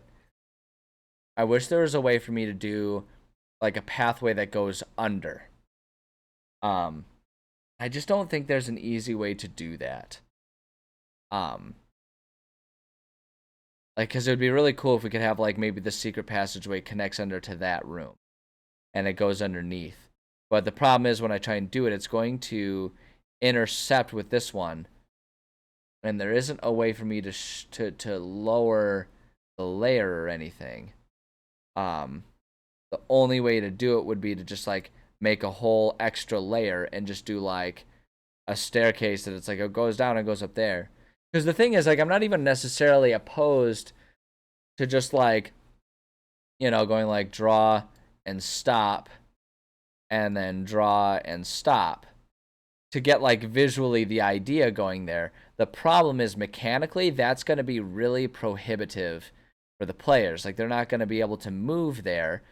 And so the only thing to do would be for me to move them over there with my DM privilege so I can break the walls. But then doing that might reveal anything that is or isn't in any of those tunnels. So that's the risk. And I don't want to do that. Kitty, Have I mentioned that my cat is a butthole? Are you just gonna sit right there? Sit right there and be in the way of everything? There she is. She's just gonna be right in the way of everything. That's right in front of the monitor. See, that's monitor. There she is. She's just gonna sit there and stare at the monitor and be all like, I'm in the way. Or are you curious about the camera now? Oh my god, she is no patience for my she has zero patience for my antics right now. Oh my god, that was the most done with it look I've seen. Kitty. Yeah, like I say, Kitty is clearly more popular than me. Cat Cam is not here today, but it's on the way. Cat Cam has been ordered. Soon there will be Cat Cam. Oh shoot, we accidentally undid that one. I want that one back in there. Yeah, there we go. Only thing I'm wondering if I can do, I think if I can, like, kinda add a bit more winding just to make it a bit more secret tunnel. There we go. These will always be. I know. Like that's what I'm saying. Like I was saying that earlier. Like what I should do. I'm gonna widen this one up a little bit here. What I should do is just have two different accounts streaming all at once. One that's just Cat Cam and one that's me doing my thing. And then we can see which one's going to be more popular. Because I think I know which one's going to be more popular. Oh boy. How's it going, PCM? Good to see you. Oh, well, Veggigiani, thank you. I appreciate that. I mean, I suspect you're lying because it is cat, but I do appreciate it. Oh, boy. Bets on the cat stream. Right, yeah, exactly. No, that's why the cat cam will just be on. It will just be there so that when she's hanging around, we can switch over to cat cam from time to time. And so she'll be there to boost my popularity. So that way I can ride on her coattails. That's perfect. Character building? Nice. All for the character building, no doubt. Widen that a little bit. That one just looks so narrow. I want to make sure that my players can mechanically move through it because it will stop them from, like, breaking walls and stuff. I'm just wondering if I want to add another, like, small secret tunnel type thing connecting from there to there. I don't want there to be too many secret tunnels. We've already got some secret tunnels that go onto different layers and all that kind of stuff. So I feel like we're good. When we go 1, and maybe we'll put like 2, we can kind of subdivide this a bit more into 2, 3, 4, 5, maybe 6, 7, 8. We kind of need 2 more areas. And I'm wondering if we can do, maybe if we just like kind of paint ourselves a small chamber. Maybe we can do that. Small chamber here that kind of goes off from a few other areas. Kind of like have a secret passageway that goes off of there, and then this secret passageway that, like, we thread the needle.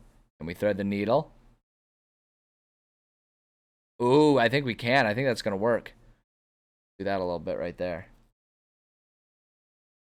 Yeah, that worked. That thread of the needle. I don't know. I don't know if I like that though. I don't know. I guess I don't like that. That's a little too much going on there, and it doesn't make sense for that to be there in the ancient quarry. You know what I mean? Hold on. Oh, did we freeze? Oh, we're trying. There we go. Okay, we're getting there. Yeah. I guess I don't. I guess I prefer that just like not being an area there. Let's see here. Subclass choice to be hard. Yeah, I feel that.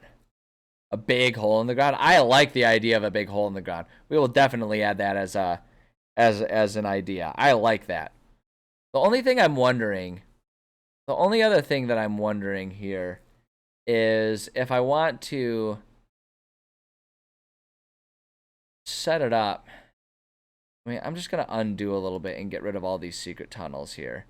Because the only thing I'm wondering is if I want to just do like I did on the outside where I can put the aesthetic of a few holes that I just like label and I know that they're connected there, and I'll just drag and drop people into where like those secret tunnels kind of take them. I'm wondering if I just want to do the aesthetic that way. I feel like that'll be a bit more functional and I'll like that better. So stalagmites, difficult terrain. Yeah, ooh, I like that. I like that idea. Add some difficult terrain in there and everything like that. Yeah, there's a lot of ways to really add some complexity to these things that are going to be fun to take advantage of. So ropers and piercers, for sure. for sure. Although I think what I'm gonna stick with, I'm probably going to primarily stick with the Snoll motif and have it basically just be entirely populated by Snolls. But there'll be some of them on patrol. I think I definitely want to have the Snoll patrol. Ah, there it is. I just thought of that one. I'm particularly proud of that one. They'll be on Snoll patrol. Boom, Snow Knolls, Snolls on patrol. I mean, come on, man. I know, Kitty. Yeah, I know, Kitty. You're a good girl. Bit of a butthole, but you're a good girl. Careful, don't roll off the desk. I'm sorry. I didn't mean to get you like excited to roll over for tummy scritches just to have you almost fall off the desk.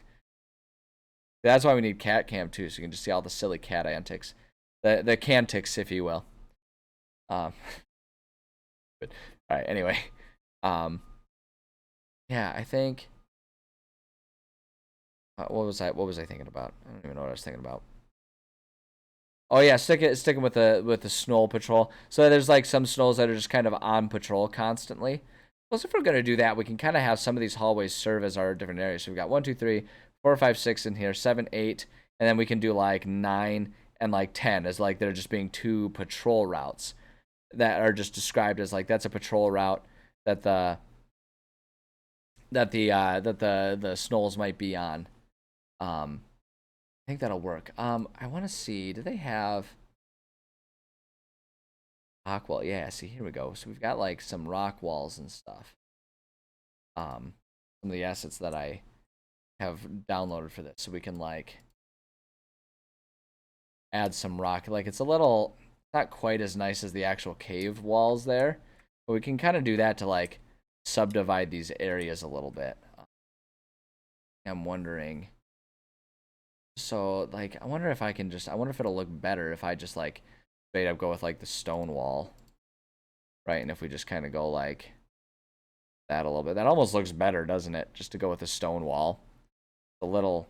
If we do that, I think if we do that, and then if we go to like our object tool, I think here's how we can hotwire it. We'll go with our scatter tool here, and we'll go with over here. What does dirt offer us? So like we can do stuff with dirt, and we can do stuff with rocks. Like if we take, I guess actually, where are we? Rock. Here we go. If we do that, if we do the stone wall like that, the color's just a little off there. If we do that and we like kind of like zhuzh it up with like some rocks and stuff, and just put some random rocks,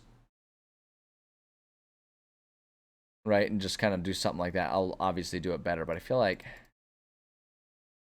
just feel like that looks better than the actual like rock wall resource that we've got here. I don't know. It's just me. Oh yeah, here we go. Kind of do this. Not bad. It's not bad.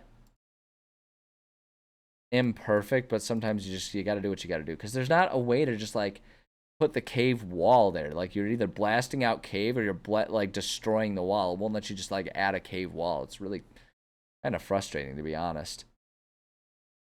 I don't know though.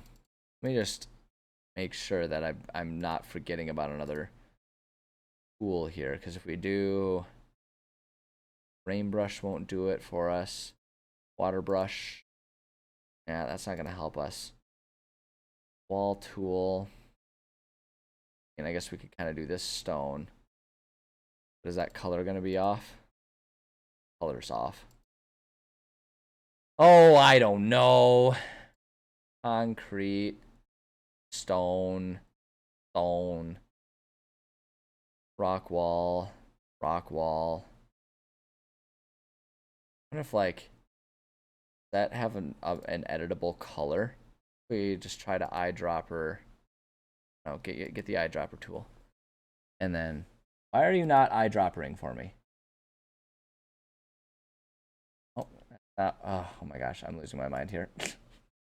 I am slowly losing my sanity. Yeah, although I think the, oh, I see what it is. It's just not giving me the eyedropper appearance. Okay, if we do that, I don't think it'll impact that wall. Yeah, that wall's not a colorable thing, is it? Pretty dark. Hold on though. I just want to see something though, because like for a second there, the color was not that dark. We just like make that really light. What happens? Oh yeah, it's totally gonna. It is. I just gotta like kind of figure it out on my own because it's got shading effects. Hold on, hold on. We're gonna make this work. We're gonna make this work. Let's do this one. Wait, hold on. That one versus this one. Yeah, I guess I like that one better. Color. I think I want the color just a little bit darker than what we had there. That's not bad. The problem is how like strangely thin it is. Maybe if we just like fill it in a bit.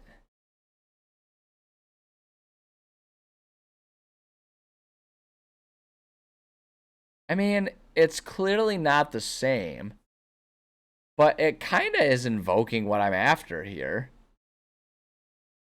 It's not the worst. What do you think? It's not the worst. The only other thing I'm wondering, let me just see something. Am I missing, if we go to our cave brush. Okay, Alt is the erase button. Let me just try something here. There it is. That's kind of what we need. Yeah, we just need to erase different parts. Because then we can kind of create our subdivided parts. And we can just like assume, we can just describe these as being like particularly large like pillars of stone that were left as like supports.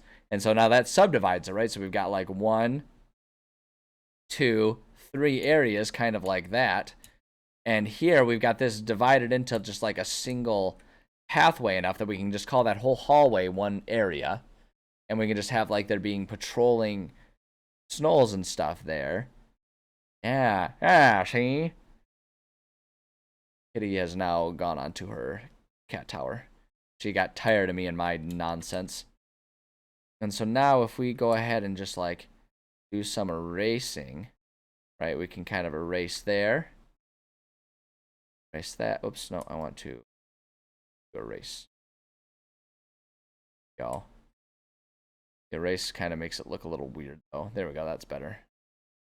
For that bit. And then we do that, and then we can just kind of like, just for the sake of putting a little bit of pizzazz, we can even do it up there, right? Just like put a little pillar there, maybe a little lump there, make things a bit more interesting. We do that, and then maybe, ooh, here we go. We can put like a pillar that's like there, that bumps against our upper level a little bit. Ooh, I think this is gonna be kind of neat. Only thing I think I need to do, it's gonna look kind of wonky, but I think we need to do that just so that way the walls will have an impact. So it's almost like that wall, like it kind of interacts with that wall a little bit for the tiers. I think it's just gonna kind of create a cool effect. I think we're onto something here. I don't know about you guys, but I'm kind of liking the way this is looking right now. I think we can just kind of go like that. I just do a couple little pillars. We can kind of do that in here. Set a couple more just around. Same with right here. Maybe this one will just like make it so that the wall juts out a little bit here. There we go. Got kind of weird there. Hold on. Oop, there we go. Do that, and then like maybe delete that right there. Yeah, there we go. It's like Pac-Man. Look at waka waka waka waka waka waka. I did it. Yes. Okay. That's looking a bit spicier there for our stuff. The only other thing that I think I want to do is I want to come over here. I just want to like, we blasted open a hole there, but like kind of got weird. I wonder if I can paint the floor a little bit. We go to like our flooring. We just try and match that floor with like our stone floor or something like that. I don't know.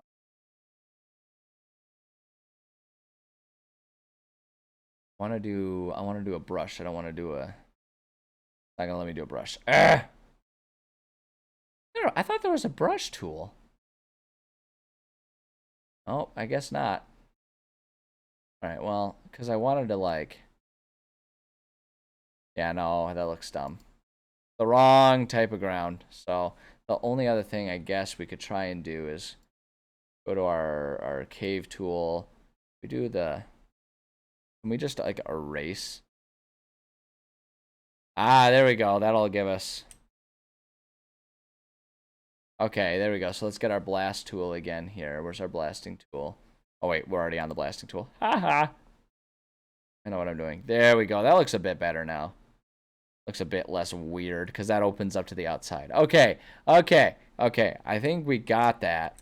I think we got a good flooring there. This is the one part that looks kind of weird. And actually, I do have an idea. I have an idea that how I might be able to impact it. I don't know. I guess what I'm thinking of is, yeah, here, our terrain brush, we can just like as one of our terrains use darkness. And if we just like make our terrain brush small enough, if I do, oh wait, because I need to be on the darkness one. It believes in a thing called love. Is it not gonna, are we just gonna not? Oh, that's right, because it's like, yeah, it won't go. I was really hoping we could just do like blackout. Because we can just do this terrain that kind of like, it's kind of neither here nor there because our players won't be able to see past the walls. So I don't know that this part's really necessary, but it does make it look kind of pretty. This is the one part that's just going to look weird, but I want it that way because I want the effect of our different layers. Because like our players can see up and down from these in theory.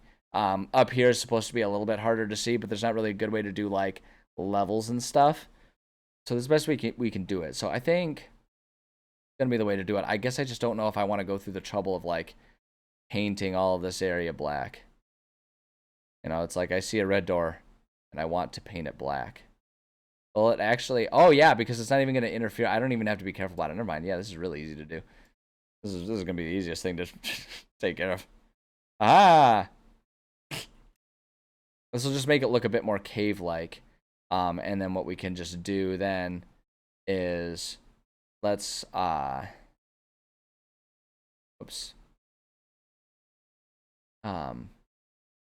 We do that. I wonder if then we can do like our dirt terrain here. Yeah, there we go. For our exit, for our like our out into the real world there, right? It kind of goes there. And so we just do that for our players to kind of see, and then the rest of it's just supposed to be darkness. I think that works. I think that works. That just makes it look a bit more cave-like. Get a bit more obvious that they're underground, I think. I don't know. That's just my personal taste. I feel like that one's neither here nor there. But in general, I like it. I like it a lot. Okay. Perfect. Okay, so with that all laid out, I want to keep working on this map. There's still plenty more to do with it. But I need to run to the bathroom, need to refill my drink, so I am going to I'm going to do what we did before. We're just going to run a little bit of an ad break while I'm away. And then when I come back, you guys can tell me all the cool things that the world of commercials told you about. So sit tight. I'll be back. I'm just going to do a minute 30 seconds. That seemed to be a good amount of time. And that'll give you guys a little bit of a pause in the ads. I think that's how it works. Like if I do that, it'll pause it. It'll like reset the timers and everything. I don't know.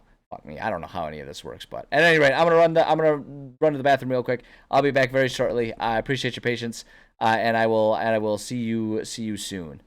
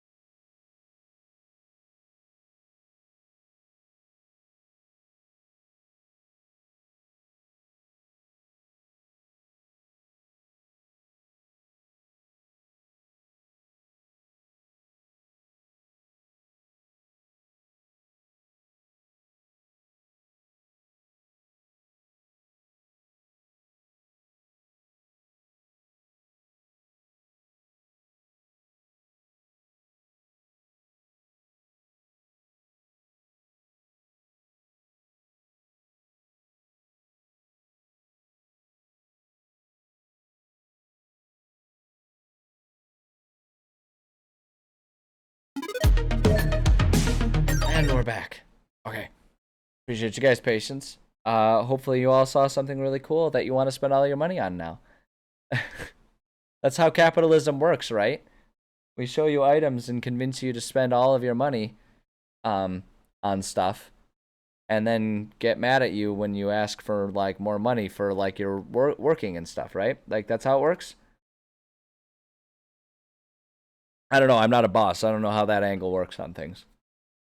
I just know from my perspective, it feels like everyone wants me to spend all kinds of money, but then gets mad at me when I'm like, okay, I'll spend money, but I need like money to be able to spend money. And then everyone's all like, oh, just bought a Jeep Cherokee. Well, you know what? If, of all the things to purchase, I feel like a Jeep Cherokee is one of the cooler ones. So like, your street cred probably went up. So everyone wins. I feel like, rich people are going to get richer. You're going to have a cool Jeep that you can, alternate between having fun with and regretting having purchased. Like that right there is the human experience. So I feel like we all just kind of came out ahead on that one right there. So I don't know. Whatever. At any rate. Okay, so we've got our framework going here. We need to go ahead and just put some labels here for our regions, and it's all just basically kind of like putting them in place. It has nothing to do. Oh, we want text box on. Boom, there we go. Yeah, like none of these have to be anything in particular, right? Like I don't have to do it in any order. But if we do 1, let's do 2 is going to be that whole hallway. Let's do 3 being this area, 4 being this area. This one will be 5. We'll make this tunnel 6. Do up here as 7. Over here we'll do as 8. Here we'll make that one 9, and then this room right here will be 10. Bada bing, bada boom. Then we'll go to move. We can reposition these as we need to. Alrighty, let's see here. A lot of areas. Like I say, I always do my 10. It's predictable. Okay. If you haven't picked up on it, I'm a very system and routine driven individual. So it all needs to be the same, and it all needs to follow the same pattern. Otherwise, I break out into hives and just probably will have a panic attack. So it's like, you know what? We're just gonna stick with what's tried and true, and 10 areas is the best one. At least the way I write, 10 areas tends to be the best way to do it. Never would have guessed. I know. I hide it so well by talking about it regularly. Gonna nestle all these numbers up a little bit off to the side here. Actually, I feel like I need to be a bit more attentive to where I'm placing these in reference to walls, because I feel like it was revealed to me that the numbers tend to be hidden by the walls because of line of sight issues. So I want to keep these there, because like it's not supposed to be a secret which area is which. It's just meant to be a navigational thing. So like players can be like, okay, yeah, we're gonna go to that room, and I'm like, which room? And they're like, room 8. They're like, oh, okay, yeah, they're going to that one. I know which one they're going to. And it's also for me when I'm writing my notes, I can be like, okay, in room 10, blah blah blah blah blah exists, and so on and so forth. Pac-Man, look at him, Waka Waka. I should put a little. Wait, hold on. Fun. This is gonna be really fun. Okay, what's the group's consensus on Pac-Man spelling, Pac-Man going Waka? I go with like the Fozzie Bear style. Waka, Waka. But I don't know, like I feel like that can go either way. Hold on, can I rotate this? Is there a rotate option? There's gotta be a rotate option. Border width, rounded, square, shape, text box on, border color. How is there no rotation? What? Ugh.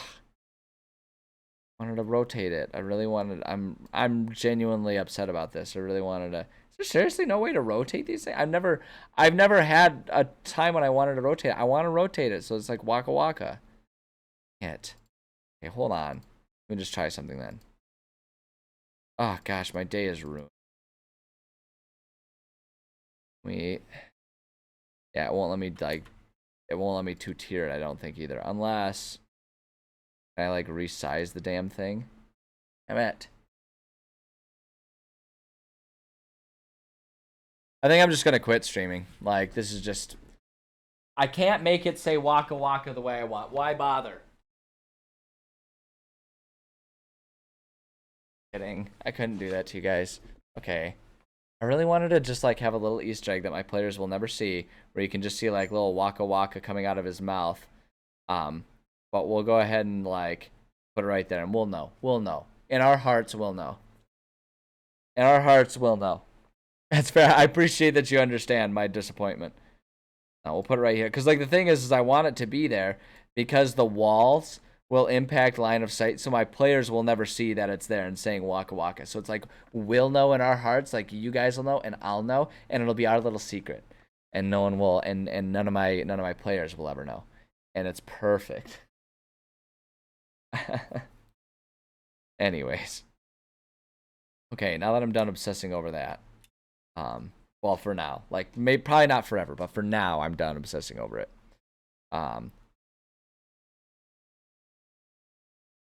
Whoa.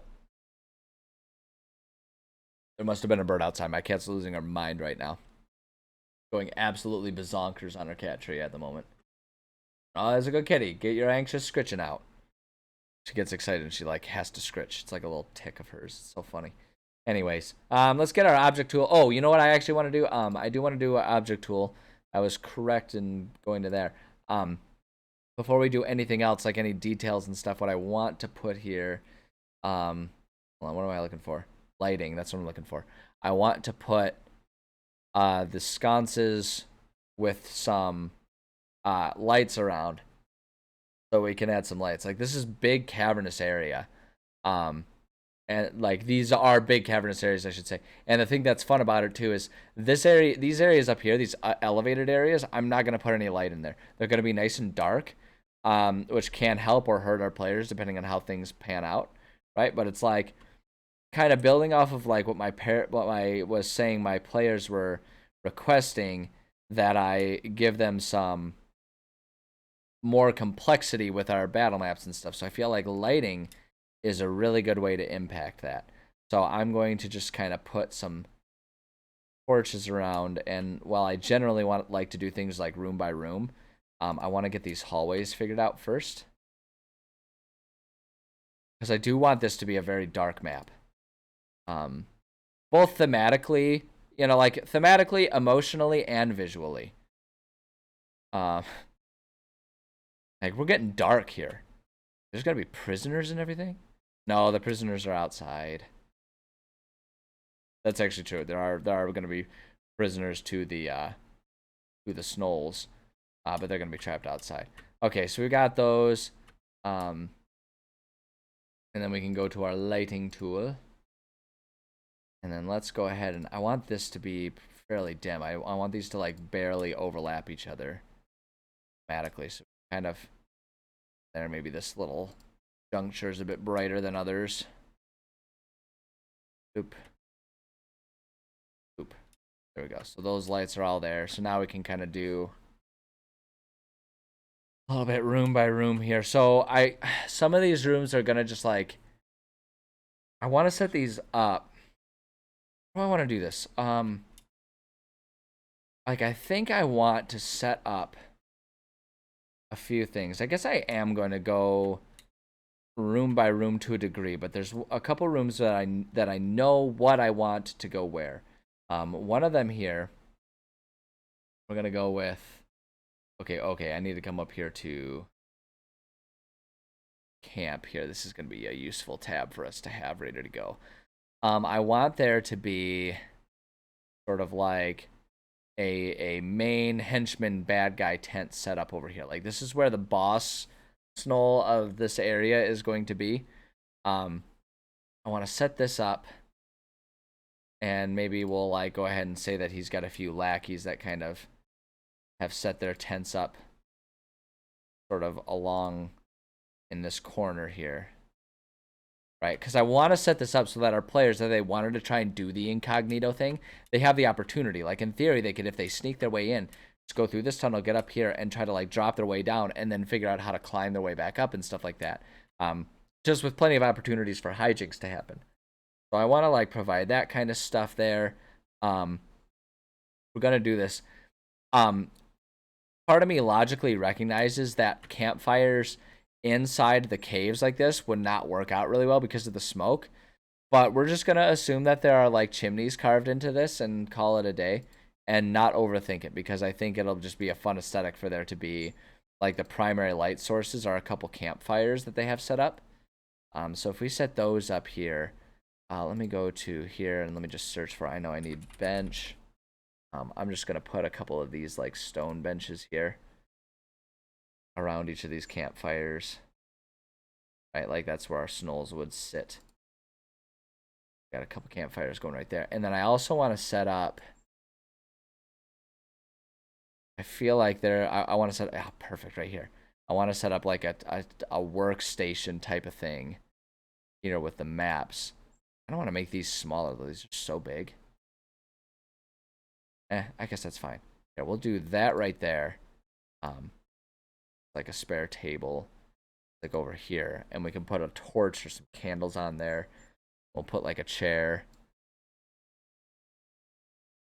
I want to put a little chair kind of off to the side here. Go under with that. That right there. I do paper maybe. Yeah, here we go. Put like a few scraps of paper and stuff. Those as over. All right, so we can lay some papers and stuff around. Maybe one that's just slightly different color. That right there, and then let's go back to our lighting here.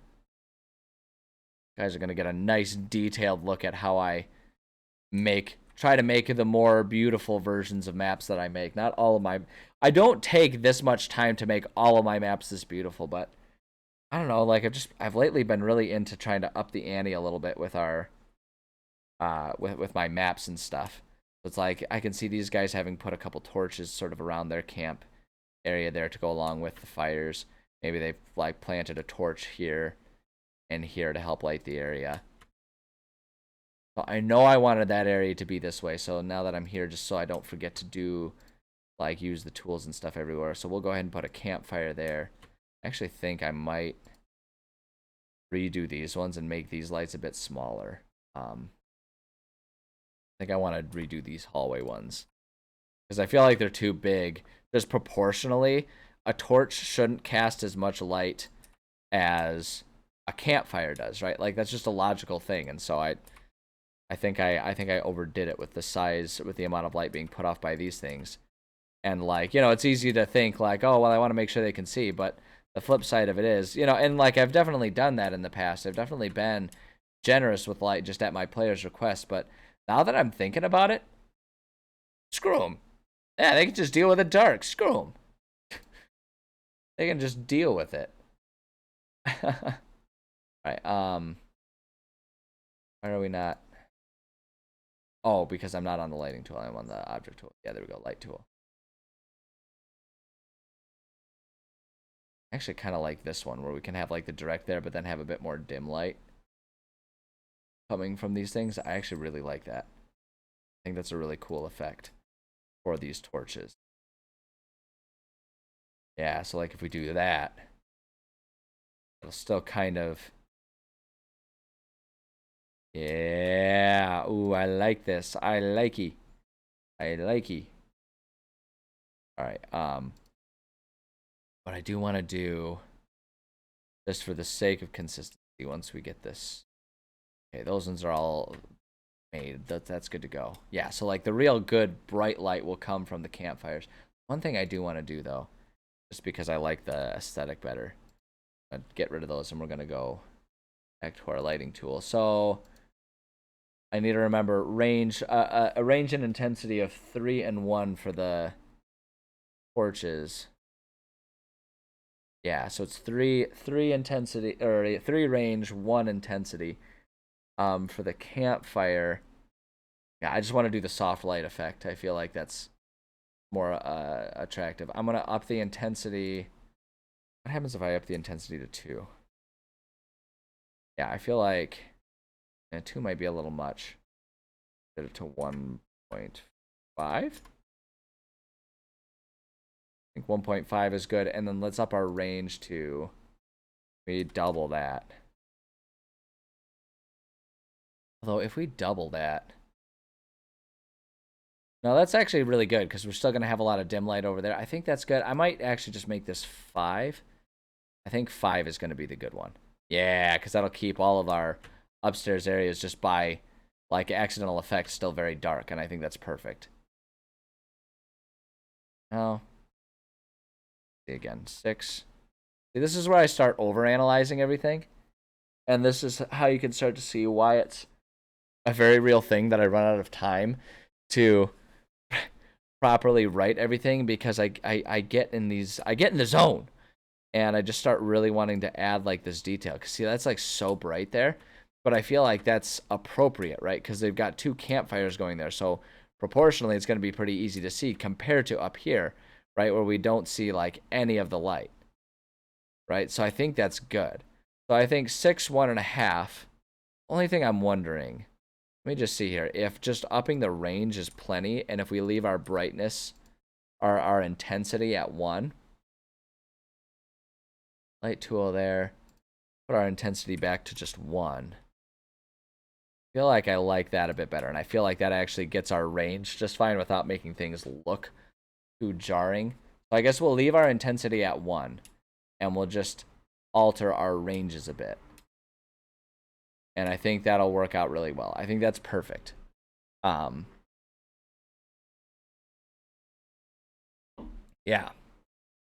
I think that's good. I think that's really good. Oh, one thing I forgot that I have this ability. So I downloaded a resource that offers up a lot of different lighting options, but actually, because the walls will handle it for me, I'm gonna just put a nice bright splotch of light right there, so that's light flooding in from the outside. And I think that's great.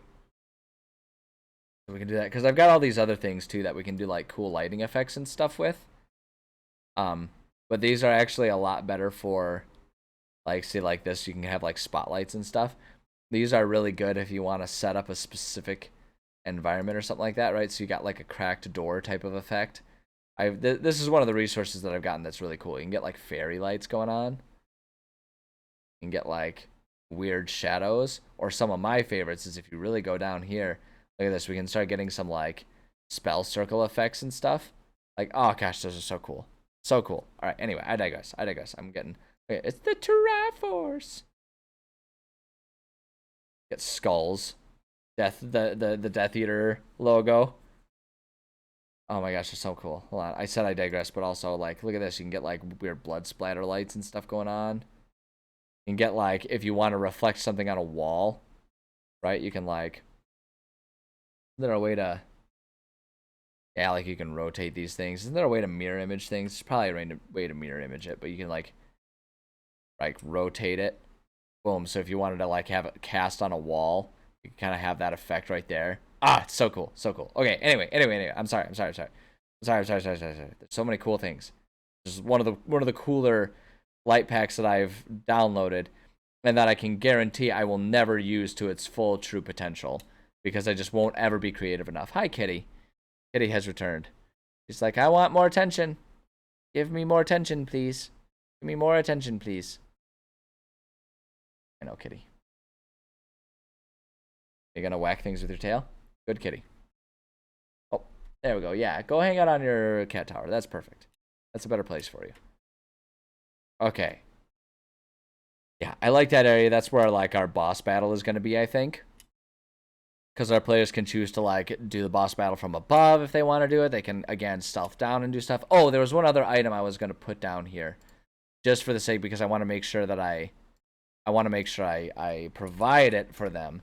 But I think it'd be kind of cool if there was just like it tucked in the corner, sort of as a like a resource for them to use. Like, I'm trying to also be like better about describing explicit resources that maybe don't necessarily have a specific use, but are present and can have a use, so that like there's just more things for them to pick from. And in that same vein, actually, there's another thing. I want to go here, yes, to our rocks, and we'll just pick some specific rocks. And again, I want to place, you know, it's like a little on point, right? A little on the nose to put these things here. But I like the idea of there just being some rocks that they could, like, if they wanted to try and push down and you know, have it hit an enemy or something at some point, Like, honestly, I think that would be great. I think that would be a lot of fun. Like I say, it's a little on the nose, but like, screw it. Like, just let's give it to them. Let's be on the nose. Let's let them have fun with it. So we can kind of set those types of things up there. So there's a bunch of rocks for them to pick up and stuff. And that's great. Okay, so Area 4 is well designed. I think that's perfect. What I think I'm going to do here is I think I want to go ahead and just now go from room to room because I don't think I have anything specific that I wanted to do. The only other thought that I had that I think could be really fun,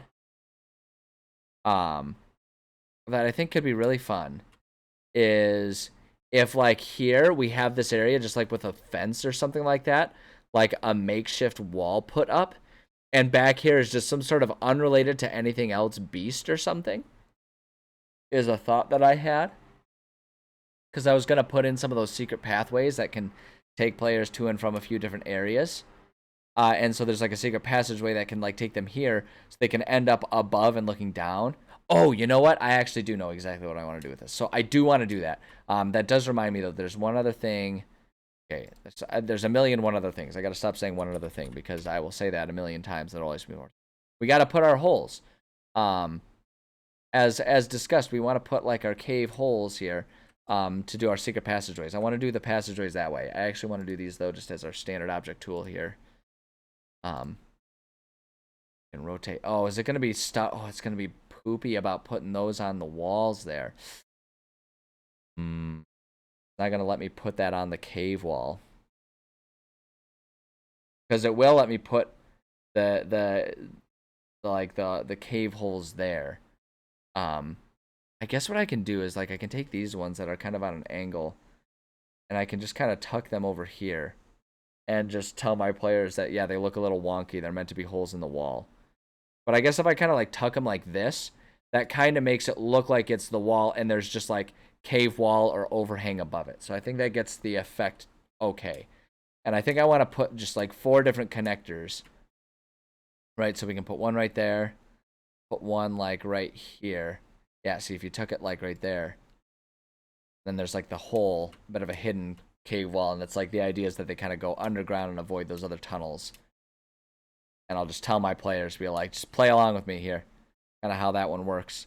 We can put one right here, I think, and then I wanted to put one more. Right, I did want to put one right there. There we go. Perfect. So now I'm just gonna label these here. Because these are meant to be places for the players to go in and out of to try and like also bounce between different areas if they want to. And like the thought that I have is like all of these will be sort of connected through an underground network rather than each one only connecting to one place. Alternatively, we could do that one connects only to, that one only connects to that one, and this one only connects to this one. To just kind of make some cross-hatching ideas, and I might do that too. We'll decide that one as we go. We don't have to have all of our answers right now. We just have to have our ideas right now. So we'll title that one A. So yeah, we'll title that one A. I'm going to put the A right there. And then we'll do B. Actually, you know what I want to do even better, though? I'm going to put these outside of their range, because like I want them to visually be there so our players can see it. It just makes it a more immersive experience, right? If we make sure to like put the hole there so they can see it when I describe it to them. But I actually want to put these kind of behind search checks, especially if it's going to be in darker areas. So like they have to notice that there's like a small opening that can be potentially a secret tunnel that they can go in. I don't think I want that information to be completely free. So I'm going to put them, I'm going to put our labels just a little off to the side. So that one's A. One right here, that one's B. So that it's just definitely outside of the range of the wall there. It was this one down here. Where did I put it? Down there. Perfect. This one's C. Nope, not D. D is going to be the other. Actually, I suppose if I do my usual right to left, this one would be D, and we'll make the other one D.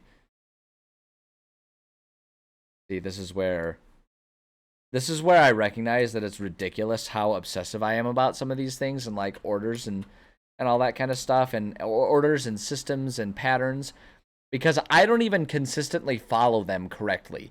I don't even follow my own rules correctly half the time. I just kind of on a whim will be like, no, this needs to be this way. And then I'll refuse to accept it any other way. So really what I'm admitting to is it's not about the patterns. It's about me being a control freak and not being able to let things go and just having arbitrary rules that I enforce.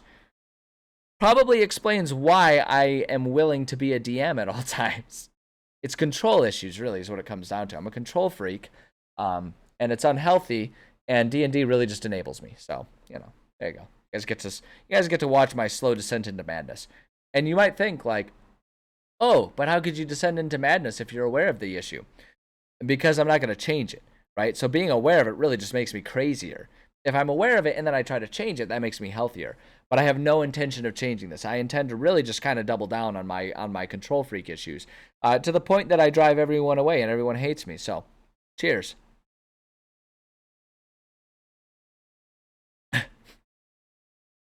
Little on the nose there, huh? All right, anyway. Dang it! And I even relabeled it because I forgot my own rules. Gosh dang it. See, good lord. Okay, we got there. My Atlanta. Just don't mind me. I'm literally unstable. Clearly unstable. Best if you just leave it be. There we go. Okay. So for this area up here, I don't want... So for the upper areas, I don't want there to be anything.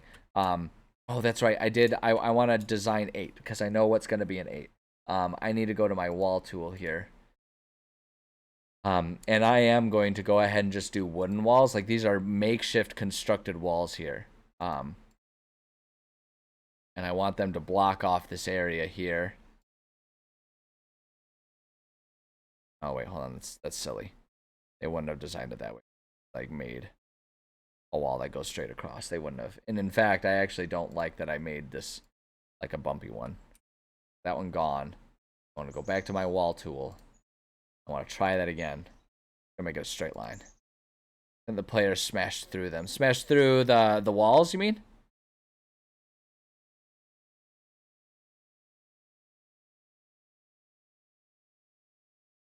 Yeah, we'll put those there. Yeah. Yes, they absolutely can. I'm not even gonna make it like that. Like, I'm gonna put doors on there. Like, these are absolutely accessible. There's just a very specific purpose for this area. And it's like the doors are gonna be locked. But this area is actually, I want this to be an area that the Snolls actually themselves will go to frequently. But it's an area that's kind of blocked off and it's locked. So they can choose to smash or they can choose to try and steal the keys, which just then, adds fun little mini quests inside if they want to hunt the keys or approach it however they want. But what I'm going to do, so I talked about how I've kind of figured out a lot of stuff. I spent a lot of time, I can actually just take a quick pause to explain some of the stuff that I've come up with for this campaign. I spent a lot of time while on vacation just kind of meditating on some of this stuff and thinking about how I wanted sort of this campaign at large to go and what some of the background stuff was. Because, like, I knew the aesthetic and the atmosphere of the campaign that was going on here, but I, just because it was in such a rush, I wasn't 100% sure what exactly I was thinking the, like, the end game, so to speak, would be. But I kind of figured it out. Because, like, one of the biggest mysteries has always been, why isn't this area, this part of the map, this Rhodanos area and the Lost Lands, why isn't this area healing like the rest of the area is after the unhinging? And I had just sort of said, like, I had thought to myself, like, I knew I wanted it to be that way, but I hadn't really ironed out exactly why it was different. And I've kind of come to an understanding, or like I've gotten what I wanted out of it. Yeah, careful. Watch those caps. Watch those caps, all right? Automod will get you. You go too crazy with that type of stuff. We all know Automod loves to power trip on that stuff. But yeah, so like I worked on it a little bit. And what I've kind of come up with and what I'm sticking with is what's happening here is like Rhodanos and this area, the Lost Lands area, is like it's kind of an epicenter of where the unhinging started. So like that area, for reasons that go even beyond what I'm going to bother explaining right now, just in my head canon of my own world. So it is canon. Um, weird way to phrase it. Is that like this is Rodano's got it worse than anywhere else. And what actually happened is it happened so bad that it's not just that like tears in reality and everything appeared between the mortal realm and other realms. What happened is so severely, the realms got jumbled up that there's actually an inversion happening. And so what's happening is the mortal realm and the realm of Pandemonium got so severely jumbled up that they're actually like slowly inverting, and that's why things are getting worse. Pandemonium, like more and more of Pandemonium, like just the aura of them, not necessarily like the physical presences, but the aura of the realm of Pandemonium is getting sucked more and more into the mortal realm, while parts of the mortal realm are just kind of like the atmosphere of the mortal realm in this area is slowly getting sucked further and further into Pandemonium. So it's like Pandemonium's like sitting there and they're like, wow, everything's just so calm and paradise here. Meanwhile, the mortal realm is like everything is just getting crazier and crazier and more messed up. And in reality, just because it's like things going where they don't belong, it's actually causing a lot of problems in Pandemonium too, because like the nature of Pandemonium is that it wants its own aura to still be there. Otherwise, Pandemonium is in its version of Pandemonium, which is calmness, but to Pandemonium, calmness is Pandemonium, and now we're just full Ouroboros eating its own tail at this point in time. Everything's going all kinds of insane. But I'm gonna pull out of that tailspin here and just leave it at there's an inversion happening, and the sources of that are objects from Pandemonium that were sucked through and are kind of radiating and drawing in Pandemonium. So these like really powerful like artifacts or pieces of Pandemonium. So even though it's not like the entire physical being of the realm is being sucked through, there are components of it that were pulled through, and those are what are sucking the aura in rather than those things being drawn back out. Is sort of what it is. And so what I want to do is down here is going to be one of those like pieces of Pandemonium, as I've been calling them, because it, the alliteration makes it kind of almost poetic. Oops, hold on. I hear lawn equipment outside. I may have to close the windows. It's a very nice day. I have the windows open, but if the lawn equipment, if they're doing the groundskeeping and it gets really loud, I might have to close the windows. I may have to disappear for like a 20-second period. But at any rate, that's what's going on. So you've got this yeah, right. Seriously, lawnmowers ruin everything. This is why I don't like having. This is why I like an apartment. So that way, I'm not the reason that lawnmowers exist. Oh yeah, it's getting real loud. All right, I'm gonna prevent this issue. I'll be back in 20 seconds. Not even.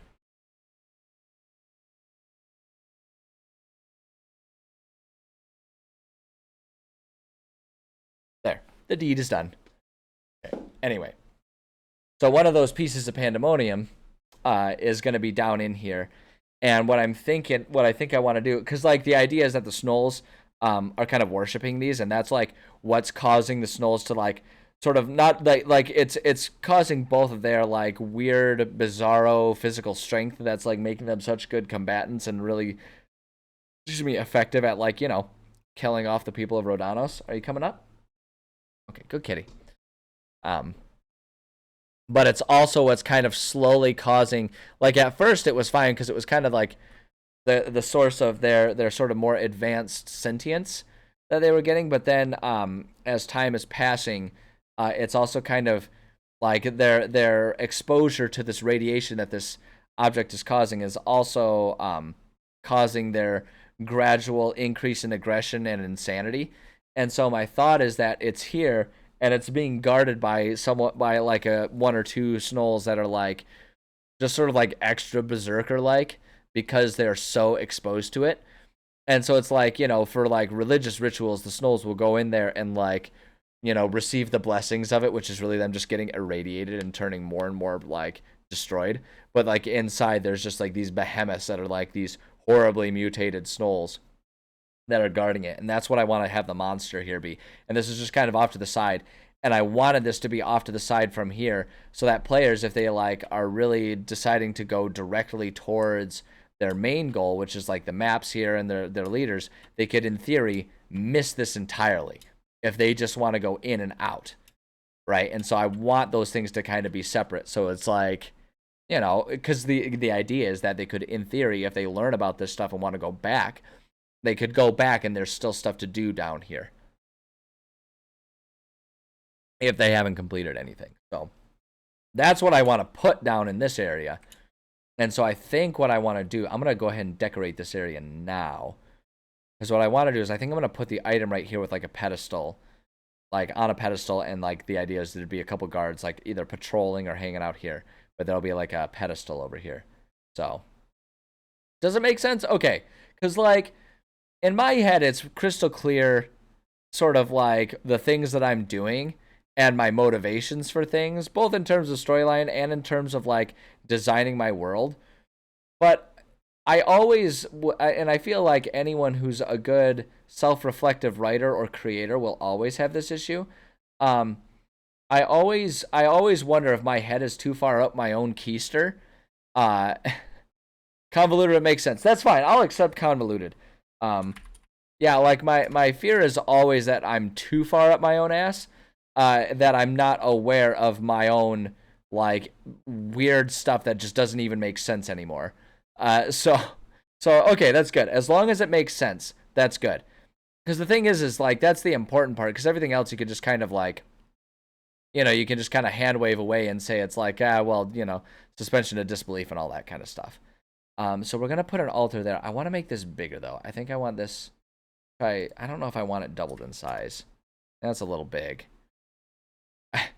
Yeah, definitely let me know if I'm getting a little too big for my own britches here. You know, I like my stuff being out there, but it's like I like it to be, I like it so that a normal human can follow it. Yeah, it's just magic, right? Seriously, like you can just kind of hand wave stuff away. I really prefer my magic to always have like an aura of sense to it, if that makes sense. You know, like I like there to be logic. Like I try to treat magic like a flow of energy that at least like follows like reasonable interpretations of this, that, or the other thing. You know what I mean? Kind of like how Star Trek kind of follows science. Like it's got a lot of pseudo made up science and stuff like that. But like also, oh man, maybe I want to put one of these. No, I kind of like that basic altar there. I think that's good. I'm just trying to look for like an orb or something. Well, it's like I like there to be thing because like let me just try typing an orb. Yeah, geez, oh Pete's, I don't know. We do like ball. Just trying to find like some sort of like if I can recolor like the cannonball or something and just make it a different color. You know what? Screw it. We're just gonna put a cannonball there. It's just gonna be like a big, giant like orb of something. I don't know. It doesn't really matter. It's like it's not even meant to like the pieces of pandemonium aren't even meant to be like noticeable objects. They're just like things. It can be a chunk of a wall or a rock that are just like from pandemonium. That's all that matters. It's a displaced piece of pandemonium. And that's all that really matters with it. So I think that's fine. But yeah, like I try to make sure my magic has like logic to it because one thing, as much as I will always love and have a fondness for like, you know, the Harry Potter universe, just because of how what an essential part of my childhood that was, right? I'll always have a fondness for it. But the thing that always bothers me about it is that their magic doesn't really hold its own logic. It's just kind of like whatever was a convenient thing for them to be able to do magically, they could do. And if it was inconvenient, they couldn't or didn't do it. And that's just kind of what it came down to. And I always thought, like, if you're going to bother with magic, like, let's have rules to it and let's have it make sense. You know, so I try to always have my magic be based off of those basic principles if I can. Just following any sort of logic. I feel like it makes it a bit more sensible and easy to follow. And it makes it easier, I find, actually, to improvise stuff that you need when there are rules. Because if there's no rules, there's always the question of, like it's always really easy to improvise too far or not enough. And just result in just, like, some weird cacophony of stuff that doesn't really make sense within itself. But if you have a set of rules, it's easier to improvise because you can just kind of be like, okay, well, we wanted this effect. Would this effect be allowed or not? If you have basic rules about how your magic works, then you can be like, well, that wouldn't really flow with what I have established already. Or, no, yeah, that makes perfect sense. Everything's great, right? It kind of just opens up those avenues, and it makes it easier, I find, um, to just kind of free flow with that kind of stuff. So that's my 2 cents. I don't know, take it or leave it. That's not, I don't think there's a right or wrong answer necessarily to that kind of stuff. But I think about it a lot. And I like my magic to be sensible in how it's flavored. I don't know, I'm just putting these around to kind of design stuff. I think I will again go ahead and be a little on the nose and let the players. Oh, this one needs to be one though. Go to our rocks here, and so this way I can like rotate it how I want. We'll put this right here. That's not exactly above. It would be really on the nose if it was like, hey, there's a precarious rock right there, right? But if we put it kind of right there, a little off center, then it's like, yeah, give me a roll and see if you push it the way you want it to push. But up here, I really want this area to be largely abandoned and unused. It kind of goes against the thought that I had about making the area patrolled, but I'm thinking what we can do is we can have the like be pathway number 2 here, the patrol be from room 5 down to room 10, and they just kind of ignore that. And I might even actually just like have that be like a walled off area as well, like almost like that's like maybe it's a dangerous part of the mines or something like that, or the quarry. Can do stuff kind of like that. Just like it doesn't have to always make sense, because the other thing that's nice about this is like because all of my stuff is like ancient, then you can just kind of get away with being like, yeah, it was there, probably made sense back then, but nowadays who knows? It's a mystery. Woo. Make it all really goofy and stuff. So okay, so I'm just like plopping down some rocks. Up here is largely just not a used area. And I think that's great. I put the little torch sconces there as though like at one point this was an area that was being mined, but it's just kind of been abandoned. And I actually, you know, the more I think about it, the more I like the idea of throwing in a wall there. I think that works. So we'll just like kind of like it was blocked off, and then we'll put in a little door right there. Boom, there we go. So it was like walled off, and like we can just describe it as like there's a sign that says danger. So yeah, but yeah, I wanted to put the sconces there because the idea is like it was once there, and I also like the idea if I describe those as being there, then my players are like, oh, well, maybe we can light those, and so like maybe they can have dynamic impacts on, you know, the area around them, stuff. So I don't know. I'm just kind of spitballing. I'm trying to be good about making sure, like I say, I'm trying to be good about giving my players good resources to use however they see fit or not use. Rocks are a trap, absolutely. Like the rocks are there. Well, like the rocks aren't even necessarily meant to be a trap so much as like just like I say, a resource. You know, like that's the best way I can describe it. I'm just trying to make sure I give my players resources, because I love seeing whatever weird creative stuff they come up with. So the more resources I give them to play with, the better. So I think if we do that, and the other thing, you know what I might do here, yeah, they've got mine here. Maybe we'll just go ahead and like. So like the wall was kind of put here. We can just kind of like put a you know, like a stack of some wood and stuff here. Just do stuff like that, right, to make it feel like a mine.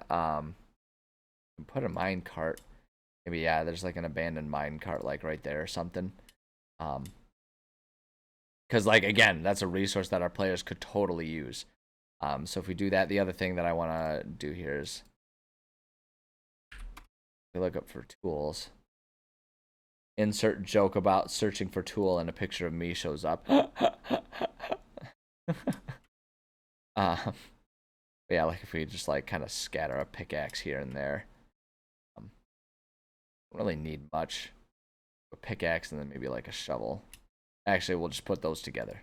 Pickaxe and a shovel. Just like, you know, you just put like random little bits like that there too. Those are resources players can use. We'll just make sure we describe those when it comes time to actually write our descriptions of the rooms and stuff. That type of stuff can really add some good pizzazz some razzle pizzazzle to your areas that you're designing. So, you know, take the time to put in those details, especially if you're like me and you enjoy the world building aspect of these things. Like, really lean into it. Really make a detailed, specified area and have fun with it. Because the other thing that's like I always talk about, the thing that's so nice about taking the time to do these details, because a lot of people kind of get hung up on the idea of like, oh, well, what if I go through all of this effort and my players don't even like see this stuff? They don't even end up interacting with it. And it's like, if you can find a way to make sure that your joy comes from the building of it, not necessarily them playing in it, you never have to be disappointed. So like for me, like, do I want my players to encounter this, and do I want to see my players encountering this world? You betcha. You betcha I want to see them having fun in this area that I'm taking all this time to put these details in. But the flip side of it is I am having so much fun just like peacefully sitting here making these things, and I will happily just do this and call this an afternoon well spent, even if my players quit the game and we never even played anymore, let alone playing this specific area that I've designed for them. It's like, oh well, I still had fun. And so that's just kind of where I'm at right now. And I'm also at that point where my nose is itching again, and we've gone over that debacle. Just does it every time. I might have to put some lotion. That actually kind of helped. I forget who it was that offered the advice of just like slapping a little lotion on the nose there, but I might have to do it. Go like full Baywatch and like just leave a big slab of lotion that looks like it's sunscreen there. It is summer after all. We're in August. This is the hot month. How are we halfway through August already though? Like, I'm just gonna go ahead and ask that question. If anyone's figured out like how we're already halfway through August, let me know, because I am just absolutely baffled by the fact that so much time has already passed this month. Like, I was realizing that like on the way back from vacation, like where did it go? What happened? It seems like only a month ago for me in my life, it was like it was middle of June and I was looking forward to July being a quiet month. And now I'm halfway through August. I don't even remember July happening. What happened? I didn't have a July. Waka waka waka. Just, I don't know. If anyone's figured that one out, just let me know. Leave a note in the comments so I can sit there and agonize over it all night tonight, struggling to fall asleep at the inevitability of my own mortality. Anyway, sorry, that got dark.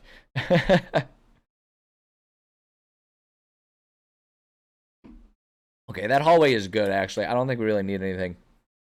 It's patrolled. I mean, we could leave a couple of the old tools, but I actually think the tools are best left in this like area that's walled off, because I feel like the Snolls would either clean up or make use of any tools that were abandoned in these parts of the mine. So it's less likely that there's just going to be random abandoned, abandoned. No, I had to combine random and abandoned because they kind of flow the same, but they just don't really mesh well. Anyway, the Snolls would have cleaned all that crap up. They probably wouldn't have just left it there. So I think it's reasonable for there to not be random wheelbarrows and stuff. Like maybe tucked in the corner of one of these areas where they just piled up any of the spare stuff. I might do that. Like here, this area 3, I'm thinking this is going to be like a Knoll campground. Or a Snoll campground, excuse me, where a bunch of them just kind of like setting up shop here. Because when I think about it, I always try to have...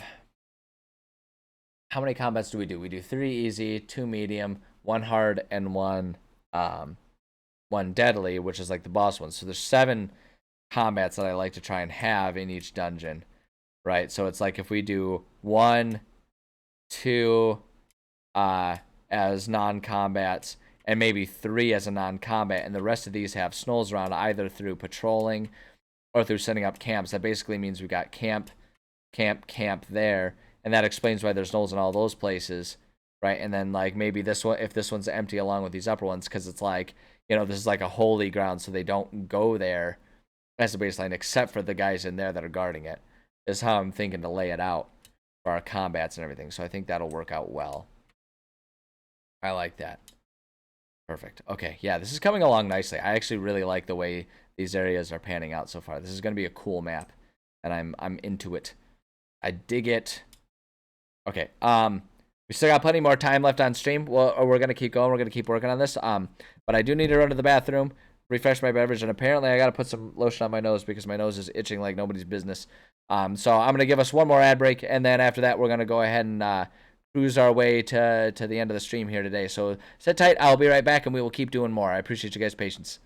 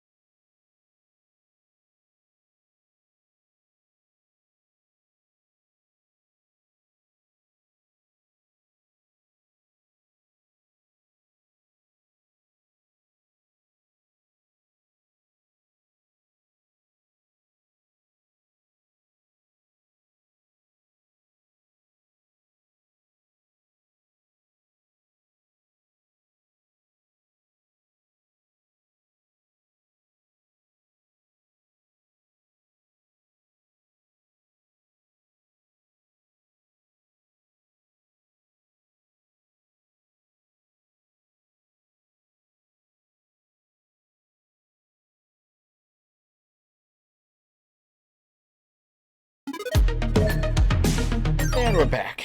Thank you for your patience. I have lotioned up my nose, so hopefully I will look like less of an insane person scratching my nose every second. The question mark about it is, so I just grabbed whatever random lotion I could out of the drawer, like I just reached into the drawer and grabbed one. And I didn't realize it until I was already applying it, that I grabbed the one that had glitter on it. So my nose I might be pulling a Rudolph here. My nose might be shining a little bit. I don't know if it shows up on camera, but if that happens, if the glitter is powerful enough, enjoy a disco on my face for the remaining hour. It smells pretty. It smells very pretty. So anyway, that's what's going on in my life. Clearly, I'm just like on the cutting edge of everything exhilarating. Okay. Anyway. So I want this area to be sort of like a snow camp area. So I'm thinking we'll put maybe just like a couple different sets of tents here. And I think it'd actually be kind of fun to do like a set of tents here and a set of tents here. So that if players are trying to sneak, they could, in theory, almost like sneak through and stuff like that. I don't know. We'll try and do that way. Like, that's really a stretch. But hey, if our players want to try and do that, they can do that. Let's see. We're going to go ahead and just do intentional objects here. I like this one with like the pots and pans kind of setting next to it. I don't want to do that for all of them, but I think for some of them it's kind of a fun little touch. We do that right there and that right there. And then we can kind of grab some benches again. I think it makes a lot of sense to like tuck some benches with each one of these. We'll do that one right there. And maybe this one, we give this one 4 benches here, just all around the campfire, because that's where the Snowls just kind of hang out and they tell spooky stories to each other. Right? That's what it's like. It's like a camp out. They're not Boy Scouts. They're Snow Scouts. And so like they've set up their camp maybe like this, right? And so they've got that one right there. So again, players, they wanted to try and like sneak between the tents. right? Because then maybe these guys will be like set up with a couple tents, kind of like this. This not like the most sensible way to set up their tents, but they're snolls, right? They're just kind of wacky. They're just a bunch of wacky and crazy guys. Two wild and crazy guys. What is that? Who did that? It was Steve Martin and someone else. I forget who else it was, but that was like back in some of the PowerCast days of SNL. With Steve Martin was there. I want to say maybe it was like Chevy Chase or someone. Oh no! It was Steve Martin. Like was it Steve Martin and Martin Short maybe? I don't remember. All I remember is just Steve Martin and one other guy, and they were just like, and they did their little bit of being like just two wild and crazy guys, and it was like they were going out for a wild night on the town, but then the joke was always that they really weren't all that wild and crazy. They were like super tame. So anyway, I digress. I don't know. Maybe I've dated myself a little bit. I don't know. I don't like. In like this past year especially, I've noticed, and maybe it's all in my head because I turned 30 not too long ago. Oops, wait, hold on. I want the one with torches now. I turned 30 not too long ago, and so maybe it's just in my head because I'm thinking about it. But like, I feel like lately I've been noticing a lot that like I'm transitioning to that age where like I'm not old, but a lot of my childhood stuff is now becoming stuff that like many people don't identify with because that was my childhood and it was long enough ago that people are like, okay, whatever. Like with your parents, like you don't have any context to identify with the stuff that your parents enjoyed as a child, right? Like I'm getting old enough now that like young people don't identify with the crap that I talk about as like having been something that was significant when I was a young people. Like I'm not old, but like I don't know. I digress. Anyway, there we go. So just a little snow camp there. I don't think we really even need to do much else except for maybe pop a few rocks around. It's a weird thing. Growing up and getting older is weird. Because there are at different ages you'll start like noticing different things about being older. Um, and it's kind of I don't know. It's just interesting. It's just interesting.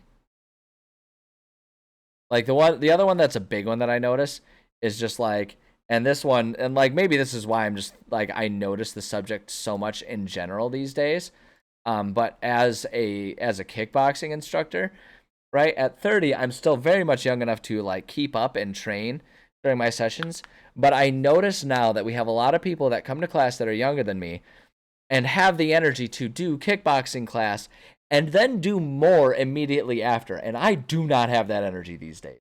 And it's not just a matter of like, oh, I don't feel like it. Like, no, like I get to the end of a good kickboxing workout and I'm going to go home and I'm going to sit around all day long and my legs are going to hurt.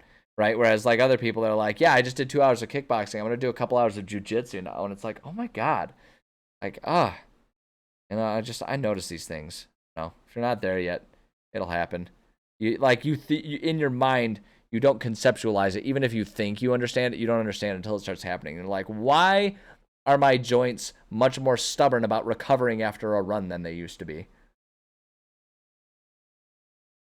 And it's like, oh, because I'm not 18 anymore. I can't just recover like that. My body isn't made of rubber that just snaps back into place. All right, there's that little knoll campground there. I think that one's good.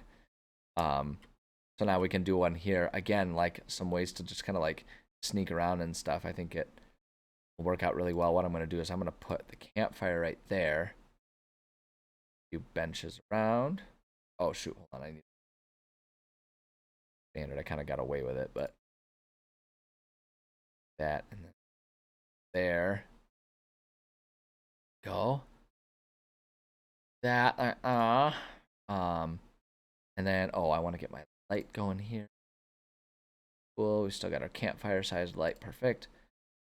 That.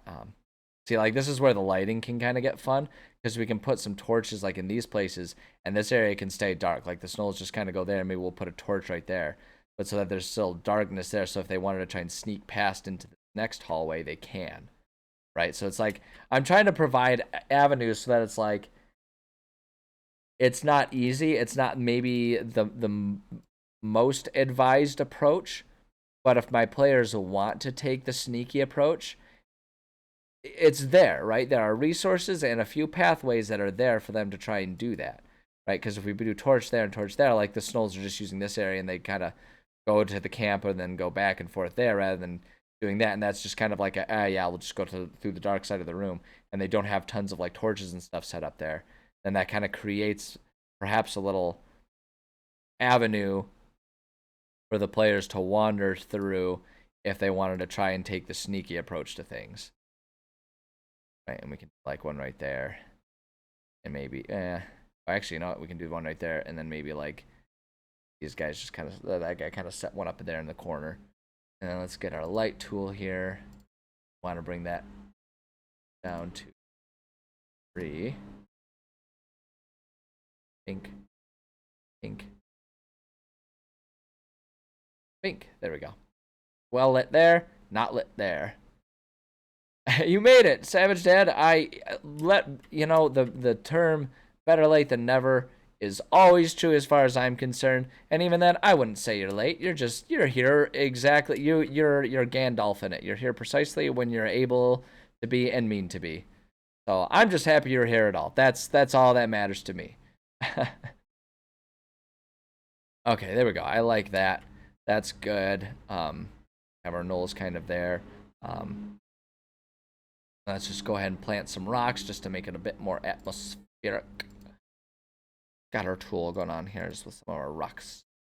See if we can like kind of tuck some rocks in there maybe. Tuck a couple. I kind of like tucking some of the rocks right next to these pillars. It just seems to make sense, like they're kind of crumbling. Those pillars are a little bit. And you just kind of scatter a few things here. I had to make sure. Well, I appreciate it. I appreciate it. Thank you very much. Thank you very much for your support prior to now and your continued support afterwards. It means a lot, genuinely. Let's see here. Yeah, no, it really it does. Like, I don't know. Like, I've said it a million times today, I'll say it again. I'm amazed and ever appreciative of the support from all y'all's coming and hanging out with me during my streams. It's a fascinating, surprising, and wonderful thing to me that people are actually interested in the stuff that I'm doing, and I'm very happy to know that the stuff that I do provides entertainment, provides ideas, and support to people, and it makes me glad. It just makes me glad. I'm glad to be here. And I'm glad that you guys are glad to be here, too. There's just a lot of gladness going around. Magical Prince John, thank you so much for the subscription. Thank you. I appreciate that. That's weird to say. That's weird to say. It feels good. It feels good, but it's weird to say. That'll take some getting used to. But thank you so much. I appreciate you.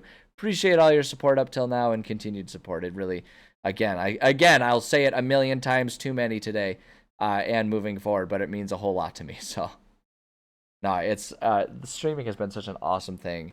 And if anyone had ever told me that people would be interested in my stuff enough to like actually subscribe and like financially support what I do, I would have been like, that's dumb. Who would do that for me? And here we are. So I cannot thank enough. I am appreciate. Okay, I'll stop gushing and keep writing. Because actually I'm looking at the time. We've got plenty of time. I think as long as I stay focused, we can finish this whole map today, which would be awesome. Yeah, no, and like I say, it just, I find it really flattering, and I'm really glad to know that like my D&D streams have helped people come up with ideas, or come up with different tools or find different tools. Just knowing that because like that was kind of why I started streaming my D&D stuff, is because the thought process to me was the hobby of D&D can always use more DMs, more people willing to try DMing, more people trying to get better at DMing, as well as just more players who understand what goes behind building a game and all that kind of stuff. Like, it just, the hobby grows when we have more and more people interested. And so knowing that like I'm succeeding at that general goal and people are getting interested and trying new things and being brave about offering to DM, and knowing that I've had at least a part to play in helping people reach that point is incredibly meaningful to me. And I consider myself really lucky that my life has provided me the opportunity to do that for people, because I think it's really cool when, I can help other people find joy out of such a nerdy hobby as this. Also, it helps validate my hobbies when more people are into it. So it's like the more people we get doing it, the less weird I look. And so, there's a lot of selfishness that goes into it too. So really, thank you for helping me stroke my own ego. Oh boy. Yeah, I don't know. It's really cool. It's really cool. I consider myself to be an extremely lucky person. And yeah, I don't know. I love that I'm on this ride, and I can't wait to see where the ride keeps taking me. So let's what's the streamer thing? Let's go. There we go. I don't know. People say that when they game. I don't, but here we are. Can all be weird together. You're goddamn right. If we're all weird, then none of us are weird. That's the beauty of it. That right there is just the absolute epitome of the beauty of it.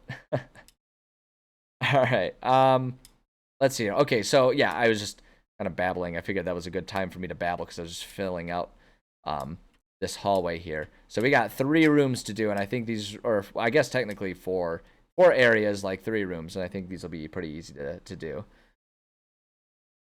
Finally found an online game. Hey, congrats. That's awesome. That is awesome. Finding an online group, like it took me a little while to warm up to the concept of playing online, way back when, because like so much of the D&D experience is like meeting up in person with your friends, and everyone brings like some sort of junk food to share, and so you just got big piles of food and you're all playing games together and stuff like that. Like it took me a little while to warm up, but now like I exclusively play online, and it's not necessarily because I prefer it, but because it opens up the avenue for playing for so many more people. So I love the online resources that we have, and I love seeing all the new tools. Like I love that the tools that I use presently. I mean, OneNote has been around for a while, but I've only used OneNote for organizing my D&D notes. Like I've only used OneNote for a couple of years, and I've only been using like Dungeon Draft and Foundry for like a year or two, and already my resources are like kind of out of date compared to some, because there are so many growing resources, and I love it. I love it because it makes it so much easier for more people to play, and I think that's just fantastic because it can be so hard to find a group. So it's so weird about it.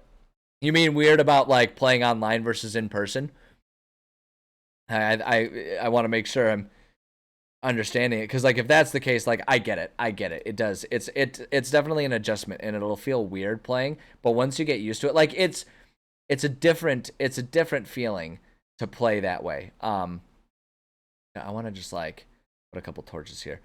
It's a different feeling to play online versus playing in person. The flow of the game is very different. So it could very well take some adjustment. Not could, like it will. Yeah, it'll take some adjustment. It'll be clumsy, like you'll be clumsy with it. You'll be awkward. You won't really be sure how to do things. It'll be hard to know when to speak up because of like the delays and stuff like that. It's going to feel weird for a little bit, but once you learn the cadence of it, you'll get used to it, and it'll be just as much fun as any other way. It's different, right? You can't, like, for at least within my group, there aren't the same, like, within my groups, there aren't the same, like, all of us like cheering or like laughing at like the same uproarious cadence that you might get in person, just because you don't have like the same body language that like literally can reverberate, like the sounds that can reverberate off the walls and stuff, and delays make it a little different. But there are also a lot of things that happen that like wouldn't happen in an in-person game that can happen in an online game, because of like the added images that you guys can use with like these types of online maps, with being able to do like having macros and stuff like that. So cuz like for example, the game that I'm a player in, um the Pathfinder game that I'm a player in, there's one guy who's playing like an older character, and he installed a random old person one liner macro, so like in our chat log, just in the chat log, just randomly will pop in some weird idiom like, like back in my day, blah blah blah blah, and it's just like so amusing because we'll just like look down and see those things, and it's just like his character randomly uttering about like how kids these days don't understand this, that, or the other thing, and it's just like you would never get that in a real life game where you just have those really random things that even that player gets to enjoy, even though it's his character doing it. So I don't know. It's really funny. It's really funny. It'll take some time to get used to it, but stick with it. And as long as you've got a good group, it'll be just as much fun, and you're gonna love it. You're gonna love it. I promise. I promise. You're gonna love it. Game first time in years after online game. Yeah. And that's definitely a thing that I notice, and it's why my group, we do occasionally try to meet up in person to play in person when we have time to. Like we've done it less in the summer because we're all so busy in the summers. Um, but when we do that, like we definitely like we don't even try to play our continued game, even though it's the same group. We'll just do like a one shot and do something different, because it's such a different feeling. Like it just feels so different, and the cadence is so much different. So yeah, it's really funny how that ends up happening. I'm going to um I want to just like erase. I want to put like a pillar up here. Um and I want to just set this up that way. I think that's going to make this upper area a bit more interesting if we do it that way. Perfect. There we go. More organized than normal. Anything up in books, supplements are embedded and stuff. Yeah. That's one thing too that like I've adjusted. I've gotten so used to like having drop down menus and stuff as a DM. DMing online is one of the best things that's ever happened to me because I always have my full computer set up, and I've got my two monitors, so I can have my one monitor with like my OneNotes, and then all of the in-game mechanic stuff is just built into the Foundry server that we use. So it's been a game changer, and it's been one of the biggest improvements, which I would have never thought beforehand. Like I wouldn't have thought about it doing that, but it has been a huge improvement for me. Um, but yeah, it's so handy, and it makes me think that like if I ever go back to DMing for an in-person group, I want to do a combined system where it's like battle maps are on a big screen, like on a TV. I want to make people have made them where they have like those gaming tables where they put a monitor in the table so that people like you can have your battle maps there and people can move their miniatures on like the screen and stuff. But I've been thinking I want to do that just because of how convenient having a lot of these on-screen stuff are. Because you can set up some systems so that if you have two monitors, one monitor will have the player-friendly map, while then my monitor that only I see as the DM will have the DM version of the map. So I can interact with stuff and it'll like only show the player stuff. There's so many cool tools that people have come out using digital, and so it's like having had to crash course my way through a lot of that stuff has definitely opened my eyes to how many cool resources are out there. And there's a lot of them that I suspect I will continue to use moving forward. Um, so yeah, no, it's really cool. It's really cool. It'll take some adjustment, but I think you'll like it. And the most important thing is too, the reason that I know you'll like it is because, damn it, you get to play D&D, and isn't that what we're all just like aching to do in our lives? Is we just want to play D&D. That's why we're here. Is we love this game. We love this goofy, weird game where we sit there and spend a couple hours of our lives pretending we're weird magical beings that don't have to subscribe to reality. Wonderful. What a great hobby. Like, and I don't mean that sarcastically. What a great hobby. I love this game. If that wasn't already obvious to everyone here, as I'm sitting here painstakingly making these very detailed maps. So okay, we made this upper area just to like go back to explaining what I'm doing too. We've got this upper area here. I actually think I want to put a ladder or like a broken ladder, like that would have been up here because there's that hidden tunnel, but there's no direct main tunnel here, and so I want to put a ladder as if like that's how they would get up there to mine that area. Um, so I'm gonna go ahead and plop that down here. Did they have? Thinking about it. Ladders. Yeah, good. They do have a ladder. I'm just gonna put it like on the ground over here. Actually, hold on. This one looks a bit more rickety. I like that. Actually, this looks like it is already kind of set up there, but I'm gonna like plop it in the corner there. We'll do that. Okay, so this is the one thing about Dungeon Draft, and I point it out all the time, but it's always hilarious. I typed the word ladder in there. Ladder.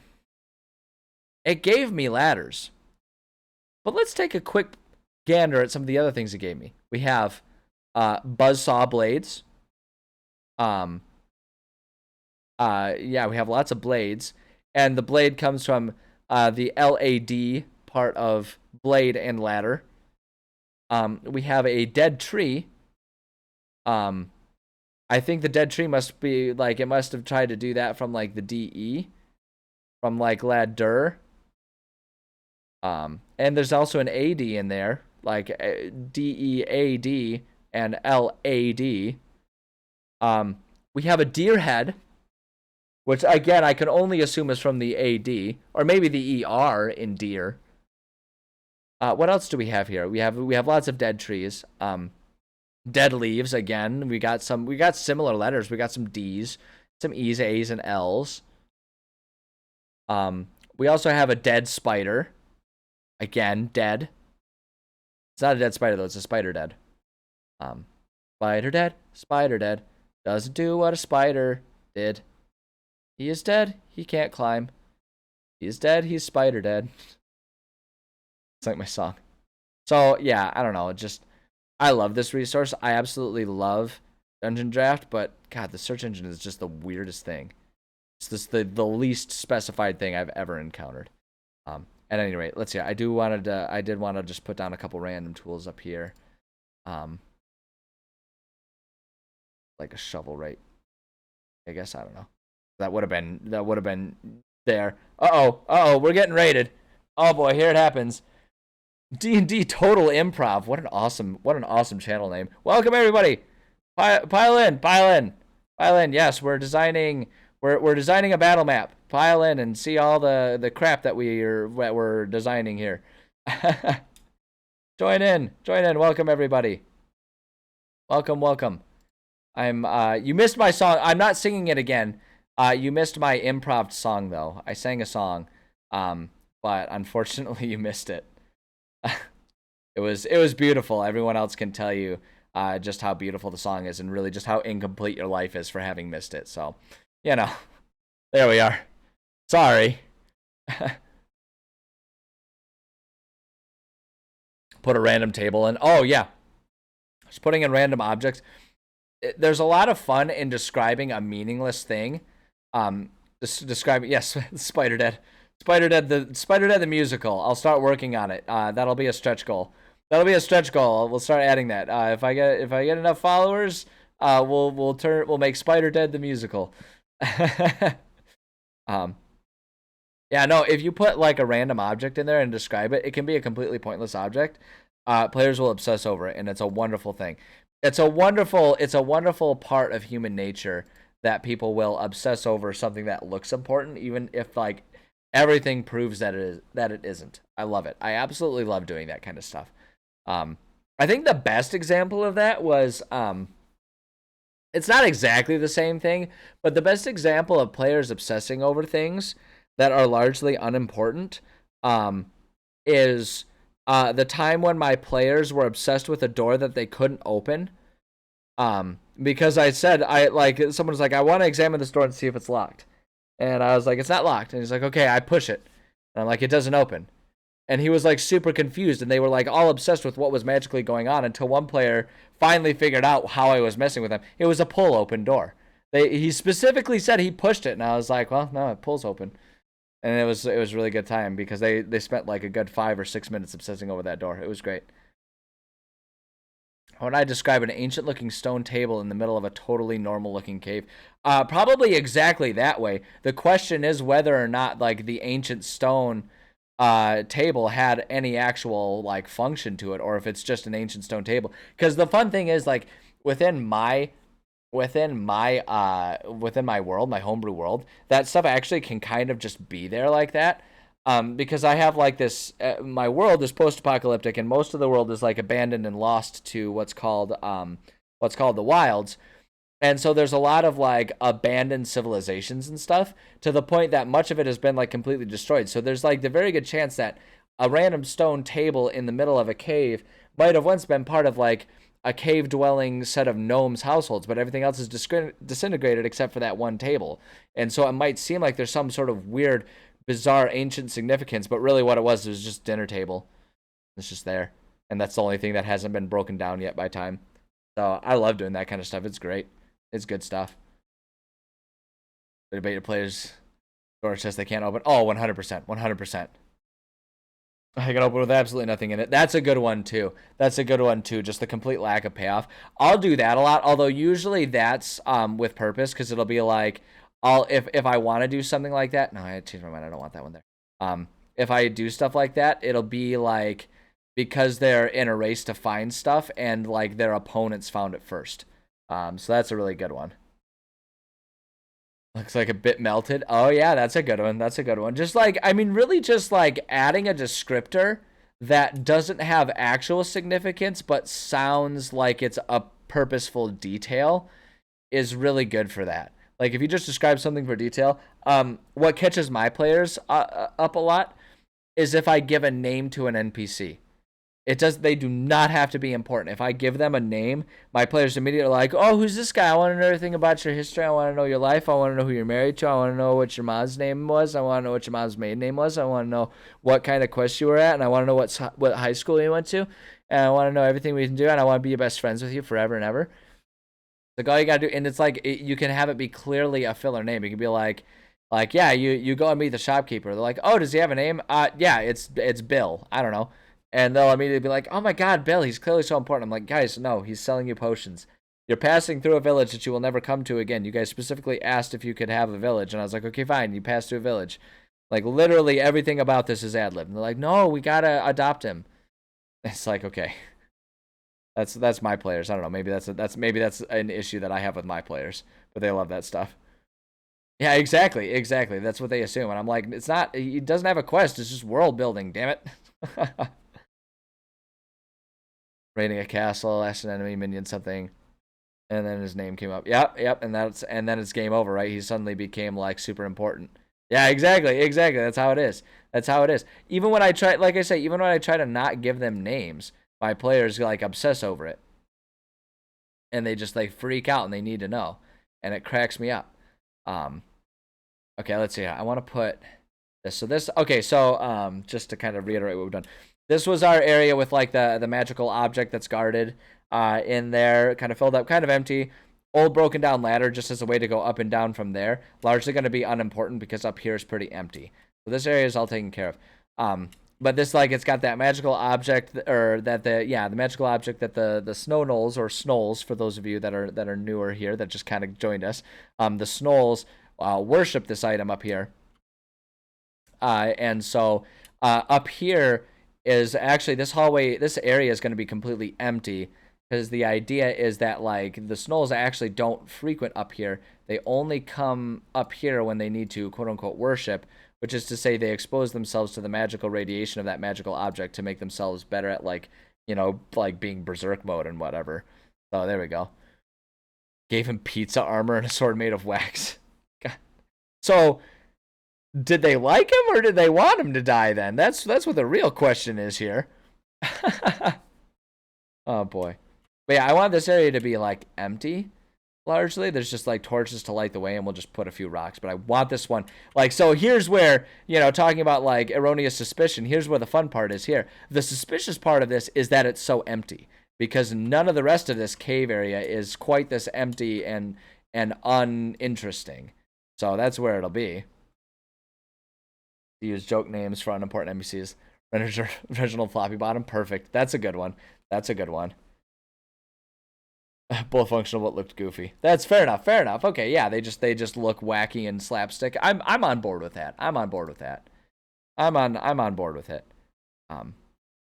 Yeah, what the best solution I've ever had for players getting a little too obsessed with like NPCs and stuff, particularly shopkeepers, because I had players that they would never let it go if there was a shopkeeper. They wanted everything to be they basically wanted everything to be like they got used to my level of world building and they wanted everything to be extremely important, and it just like got too time consuming and exhausting to remember to name and write all of these specific characters and everything, these NPCs that were just like completely unimportant. They were just 100% vessels for players to offload stuff.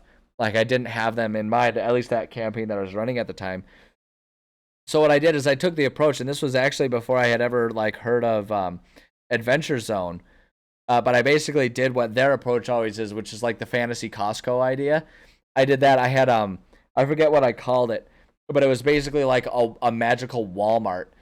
And what I did was it was like they had all of like every city had a fantasy Walmart, and all of them were run by the same guy who just magically poofed to wherever he needed to be and could kind of do like he could be in multiple places at once because he was just like a magical creature that was unexplainable.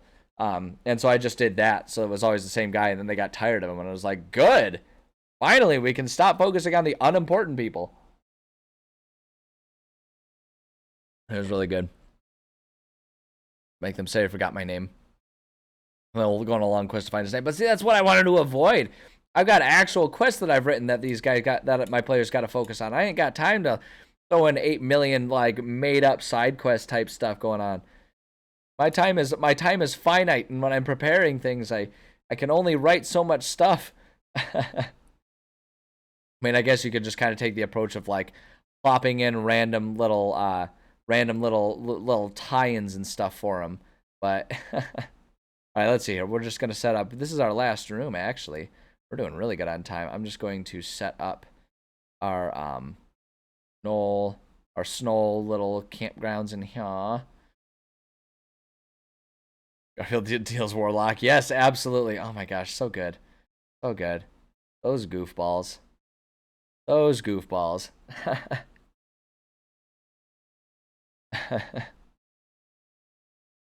Yeah, I'm listening to I'm catching up on the Adventure Zone. I actually fell off of like I never really paid attention to like the later Adventure Zone stuff. Like I listened to a lot of their early one and then like fell off that one before it even finished.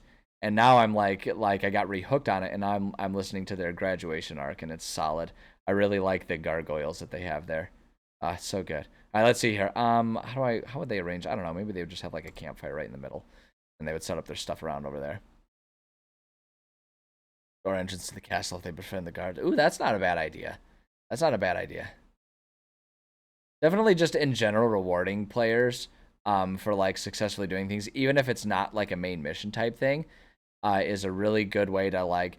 I find that like offering rewards for specific things is also a really good way to sort of like quote unquote train my players to find or to like know what is and isn't important. Like if I reward something, that's a really good way to slowly train my players into understanding the things that when I'm writing are like the important things. And it's not that I don't want to be able to hide things from them necessarily, or that I always want everything to be obvious. But I find that like if I do that well and get it so that my players kind of have an understanding of how I'm like add importance to things, it does cut down on them getting distracted by unimportant things. If I take the time to like train them, so to speak, that can play a big role in that type of stuff. All right, let's see. Let's just scatter a couple rocks around here. Maybe we'll put like a few big ones. I feel like what I need to do though, because I put this cave here, but I feel like it'd be weird for, even though it's supposed to be kind of hidden, for it to be right next to the snolls there. So I think I need to adjust that a little bit. So I'm gonna do exactly that. Let's make sure we do this sensibly here. And I think a good way to do it is going to be, I think I know how we can solve this situation without really without having to do a whole lot of remodeling around here. I think what I'm going to do is we'll just kind of erase some of our cave here. We can do that, and like if we just kind of set this as, actually, no, and here we'll paint that. There we go. Like if we just kind of set this up to be kind of like this, and we set that right there maybe as like another, so the obvious pathway is going to be through there, and we can just tuck the hidden cave right over there. I think that'll do. Then we can go to our object tool here, this, and then we can just put like the secret cave entrance right there. Perfect. Okay, that looks much better. I'm much more comfortable with that. Longest world writing session I've ever done. I think I don't know if I've ever done one longer than my usual 4 hour sessions that I'll do here, unless we're counting just like days when I've had nothing to do and I'll just do a marathon writing session, not on stream, but just like um, sitting around at home and writing for a long time. But like for if you're asking about the streams, yeah, the 4 hours. I don't know that I've ever streamed for longer than 4 hours at once for these writings. Um, once did we hit 5 hours once? It's possible. I do sometimes go over if I don't have, if for whatever reason, like because I always have something going on afterwards.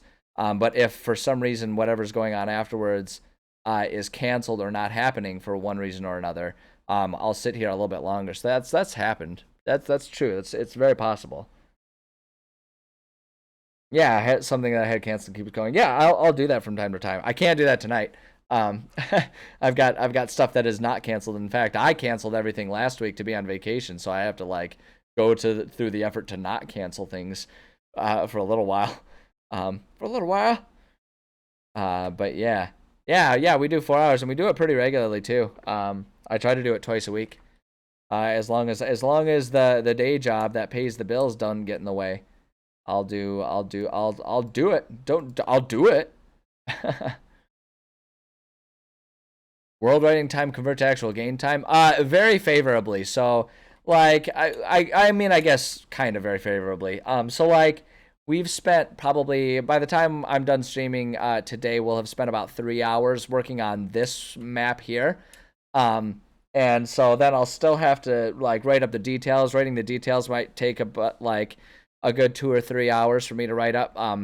And granted, that's on stream. If I were just sitting down and focused, I could have made this map in like an hour and written the details in an hour or two.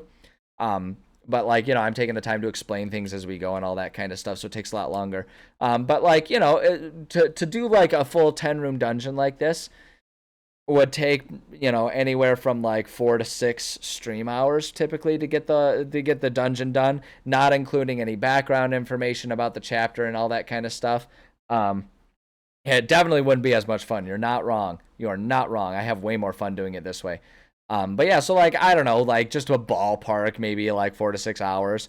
Um, and then that'll lead to like this dungeon will probably be worth 3 or 4 2 hour sessions. So it's like kind of like a 1 to 1 ratio, something like that. So it works out pretty well. Because I have a lot of fun doing this too. So good night, Fishy. Thank you for joining today. Glad you were here. Hopefully we'll see you next time. But yeah, so and like it depends on just kind of how quickly I'm going and what we're working on. Some things, some things take longer to create. Some things don't take as long at all. So it just kind of depends. And it depends on how chatty I'm being during the stream and all that kind of stuff. But it's like the streams aren't necessarily meant to be like speed writing or anything like that. It's more meant to be an opportunity for me to sort of discuss how I go about writing my stuff, so that if people are looking for ideas or inspiration or are trying to get involved, get started as a DM and all that kind of stuff, we can sort of, be there to answer questions, give advice, and all that kind of stuff. Um, yeah, brainstorming with the general public, no doubt. Like people will come in with great ideas, and I'll flat out say it. I'll be like, I'm stealing that idea. This is a brilliant idea. I'm adding that, and I'll absolutely do that kind of stuff. Let's see. Ooh, I can do that. Right there. Okay, there we go. I think that's busy enough. We don't want to make it too busy. But I think that does pretty good. We got our little Pac-Man room. Looks a little less Pac-Man-y with that right there, but it still is kind of Pac-Man. Um, so I like it. Um, but yeah, I have a lot of fun. And the other thing about it too is like, in terms of efficiency, it's definitely not the most efficient way for me to write to do it like here on stream. Um, and just in general the way I go about, because like I don't just do session prep of like getting ready. So like I'm running my group. We play Monday nights. I don't stream it. I don't stream because we started playing long before I started streaming, and I don't want to change the nature of how my game that I play with my friends goes, so I don't want to stream it. I would love to stream a game, but not the game that's Monday nights. At any rate, I digress. Like we're playing tonight. Um, but like the thing about it is, like, if I were just prepping for tonight's session without planning ahead, I could get a lot more stuff done and it would take a lot more less prep time. But I write modules because I like to have like a fully written module if I can. So that way, if in the future I have a different group that wants to play, I might have a pre-written module that I can do. Things are a little different right now just because of how things went and what like atmosphere and game my group wanted to play. I'm writing this one as we're playing it, but I'm like a chapter and I'm like a little over a chapter ahead now from where they are because I've like put things in chapters and sections and everything like that. So I write modules and I approach this from a world building standpoint. I'm not just session prepping. I'm doing world building, right? And that's why I call it world writing because it's not just about making sure I'm ready for the next 2 hours of gameplay that we'll do tonight. I have fun creating an entire world and thinking about the details and who the people are in there and all of that kind of stuff. Like I have fun building a world. Like I do not need to go this hard with my maps. There's no reason for me to do this beyond the fact that I just love it. I love doing it. I love doing it for my players, and even if I didn't have players, I would probably still be writing. If I wasn't running a game right now, I suspect I would still be writing these things because I just love doing it. It's so much fun. I love world building. I love creating fantasy worlds and thinking about what things are going on in those worlds.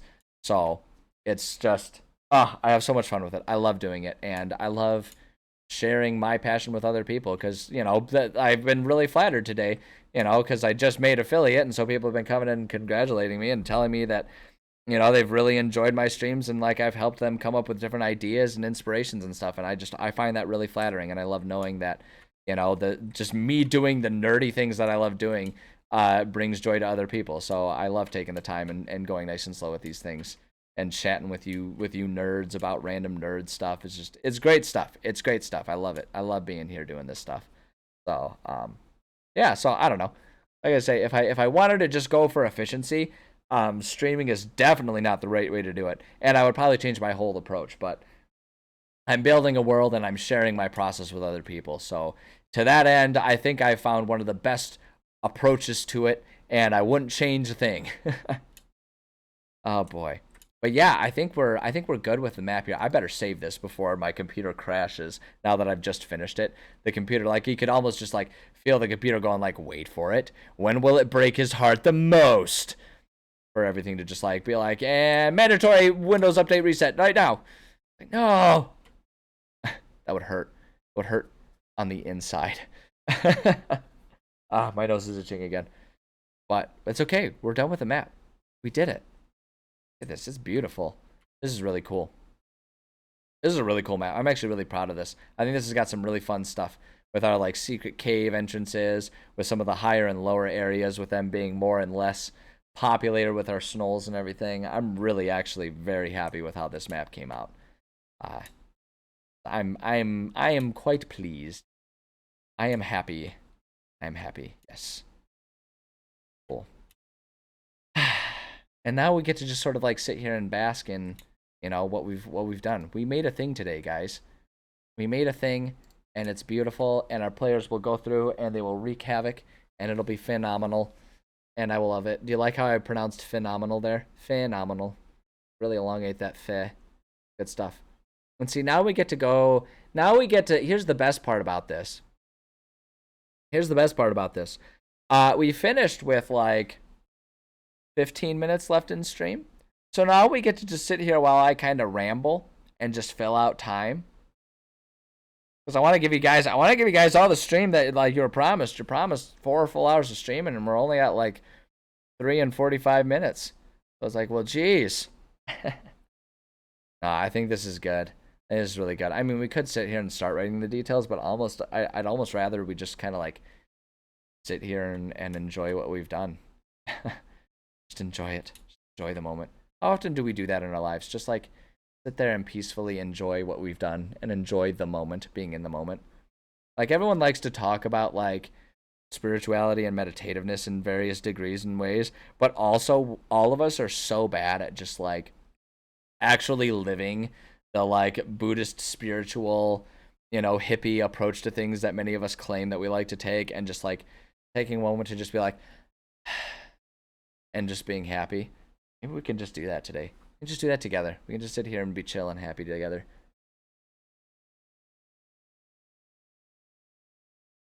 I am chill and happy today, though. Are you kidding me? Today's a good day. It's been a good past like 7 or 8 days. I don't know. I don't know exactly how long ago it was that I got I wasn't even realizing that I was gonna get it, getting invited to affiliate. And so I got that like a week ago, and like that was right before going on vacation. So I'm like sitting here just like I say, the happiest part about it to me is just like knowing that people are enjoying my streams enough that like people are coming to my streams, that often and that frequently and having a good time. Like that just makes me feel really good.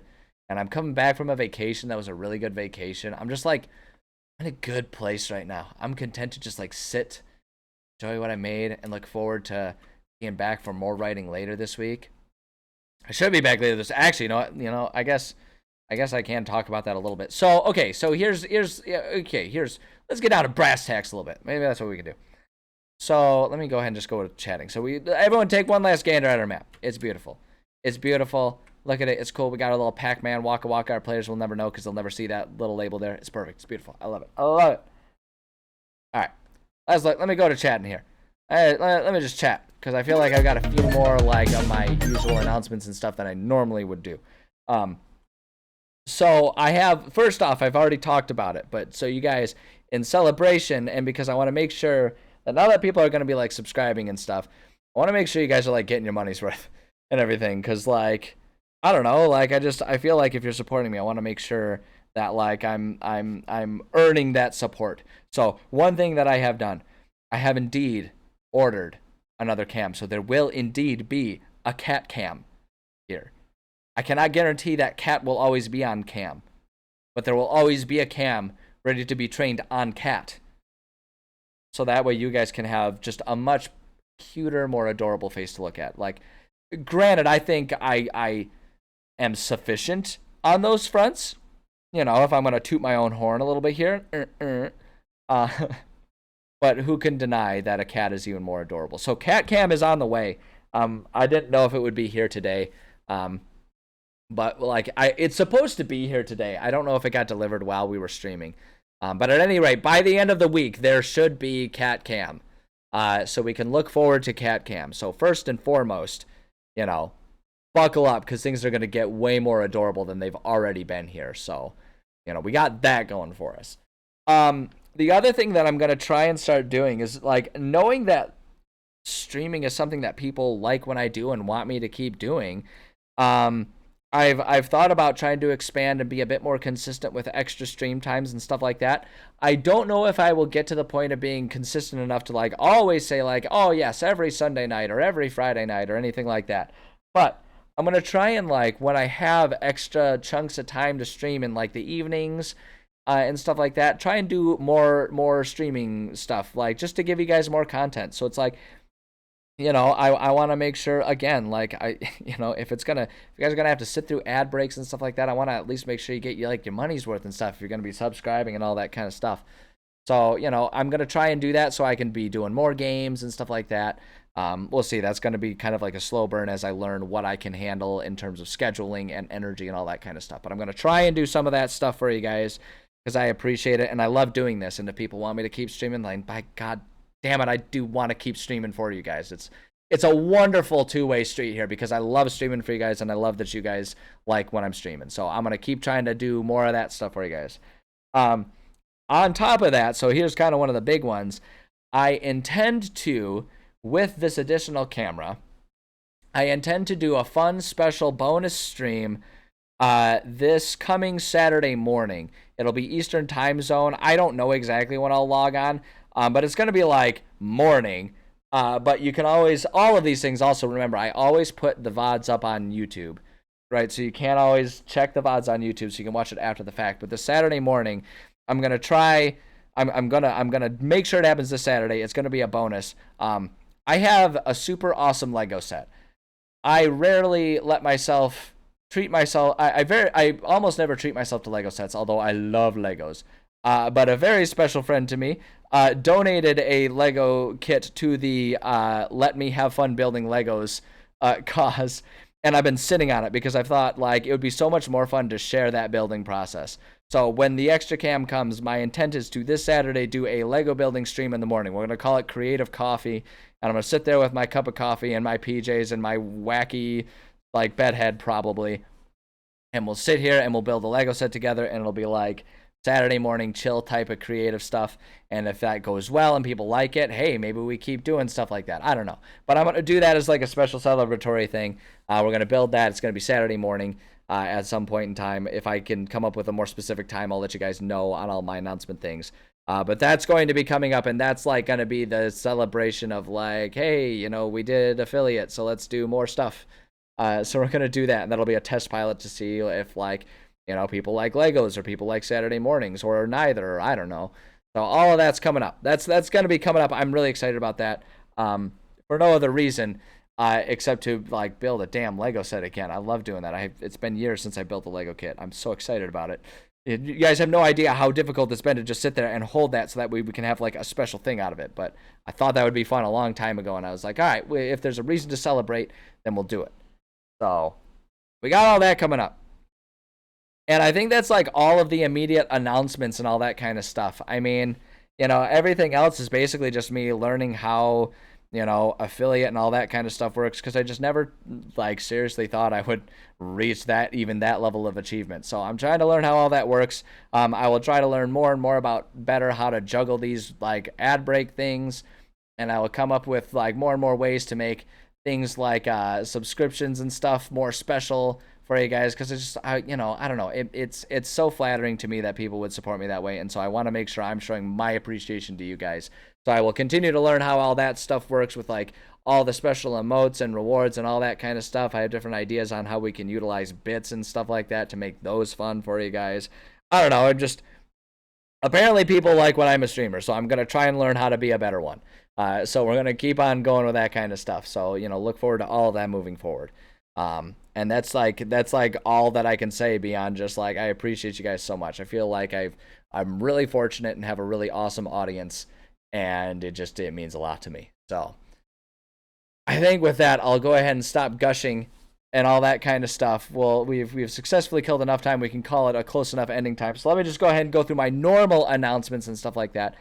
So my usual streaming schedule is Monday, Tuesday, Thursday, Friday, from 11:30 a.m. Eastern Time Zone to around 3:30 p.m. Eastern Time Zone. That's when I try to stream normally. Mondays and Thursdays being our world building, and Tuesdays and Fridays being our gaming. Right now we're playing through Fallout 2, so that's a real fun chaotic nightmare as well. So if that's what you're into, if you want to watch me do some gaming, come along for that. You are more than welcome for the world building. Like I say, just thank you for sharing my interests with me. It just makes it so much fun. Okay, with the regular scheduling, I will say, this Thursday, it is likely that it will be a shorter stream. I'm going to still try to log on for some of it, but I do have a work meeting that's scheduled for like the back half of my usual streaming time, so I will have to log off early because, you know, I got to go pay the bills and all that kind of stuff. But I'm planning on at least doing some. If that changes, I will make sure and let you guys know on my various announcement platforms, which is like the next announcement. You guys can follow me on Discord, on Twitter. Those are where I put a lot of announcements about what's going on with streams. So if you want to stay, you know, in tune with what's coming up with streams, follow me on those places. I also have an Instagram. You can follow me there. I share a lot of like not stream related stuff that I get into. So like people sometimes are interested in my kickboxing and my rock climbing and all that kind of stuff, and my cat. So Instagram tends to be a good house for all that kind of stuff. I also have a TikTok now where I try to share just like weird, goofy stuff that happens on stream. So if you want stream highlights, you know, because you can't watch all the streams all the time, then you can follow me on TikTok. I don't know. People are into that. I don't know how any of this social media works, but I'm trying. It's just like with streaming. Like I got into it without actually knowing what it was, and I'm just learning as we go, and I'm having a lot of fun with it. So, you know, come along for the ride. Join me. And then the last one too, I do have my YouTube. I mentioned it already, but if you ever can't watch me live, but you want to see what my streams are, and all that kind of stuff, see what kind of stuff I get up to, find me on YouTube. I put all my VODs there, and I have no intention of changing that. All of my VODs will be there, so everyone can watch all my stuff. So yeah, go check those out and have fun with it. And those are like my announcements. That's what I got. So thank you a million times and more for all of your guys' support. I don't know, like some people would think I'm groveling a little too much, but it means a lot to me, and it's really flattering to me that I have an audience that like cares about me and the stuff that I'm doing. Like I don't know, that makes me feel real good. So thank you guys so much. I appreciate each and every one of you. I'm so excited that I get to keep doing this whole streaming thing for you guys, and I'm excited to do it again and again and again for as long as I can, have the time and energy to do it. So, all right, that's it. I'll stop groveling. Thank you guys. I appreciate all of you. I'll be back tomorrow for some Fallout 2, and then later this week, hopefully, for a little bit more writing. But yeah, come join me later this week.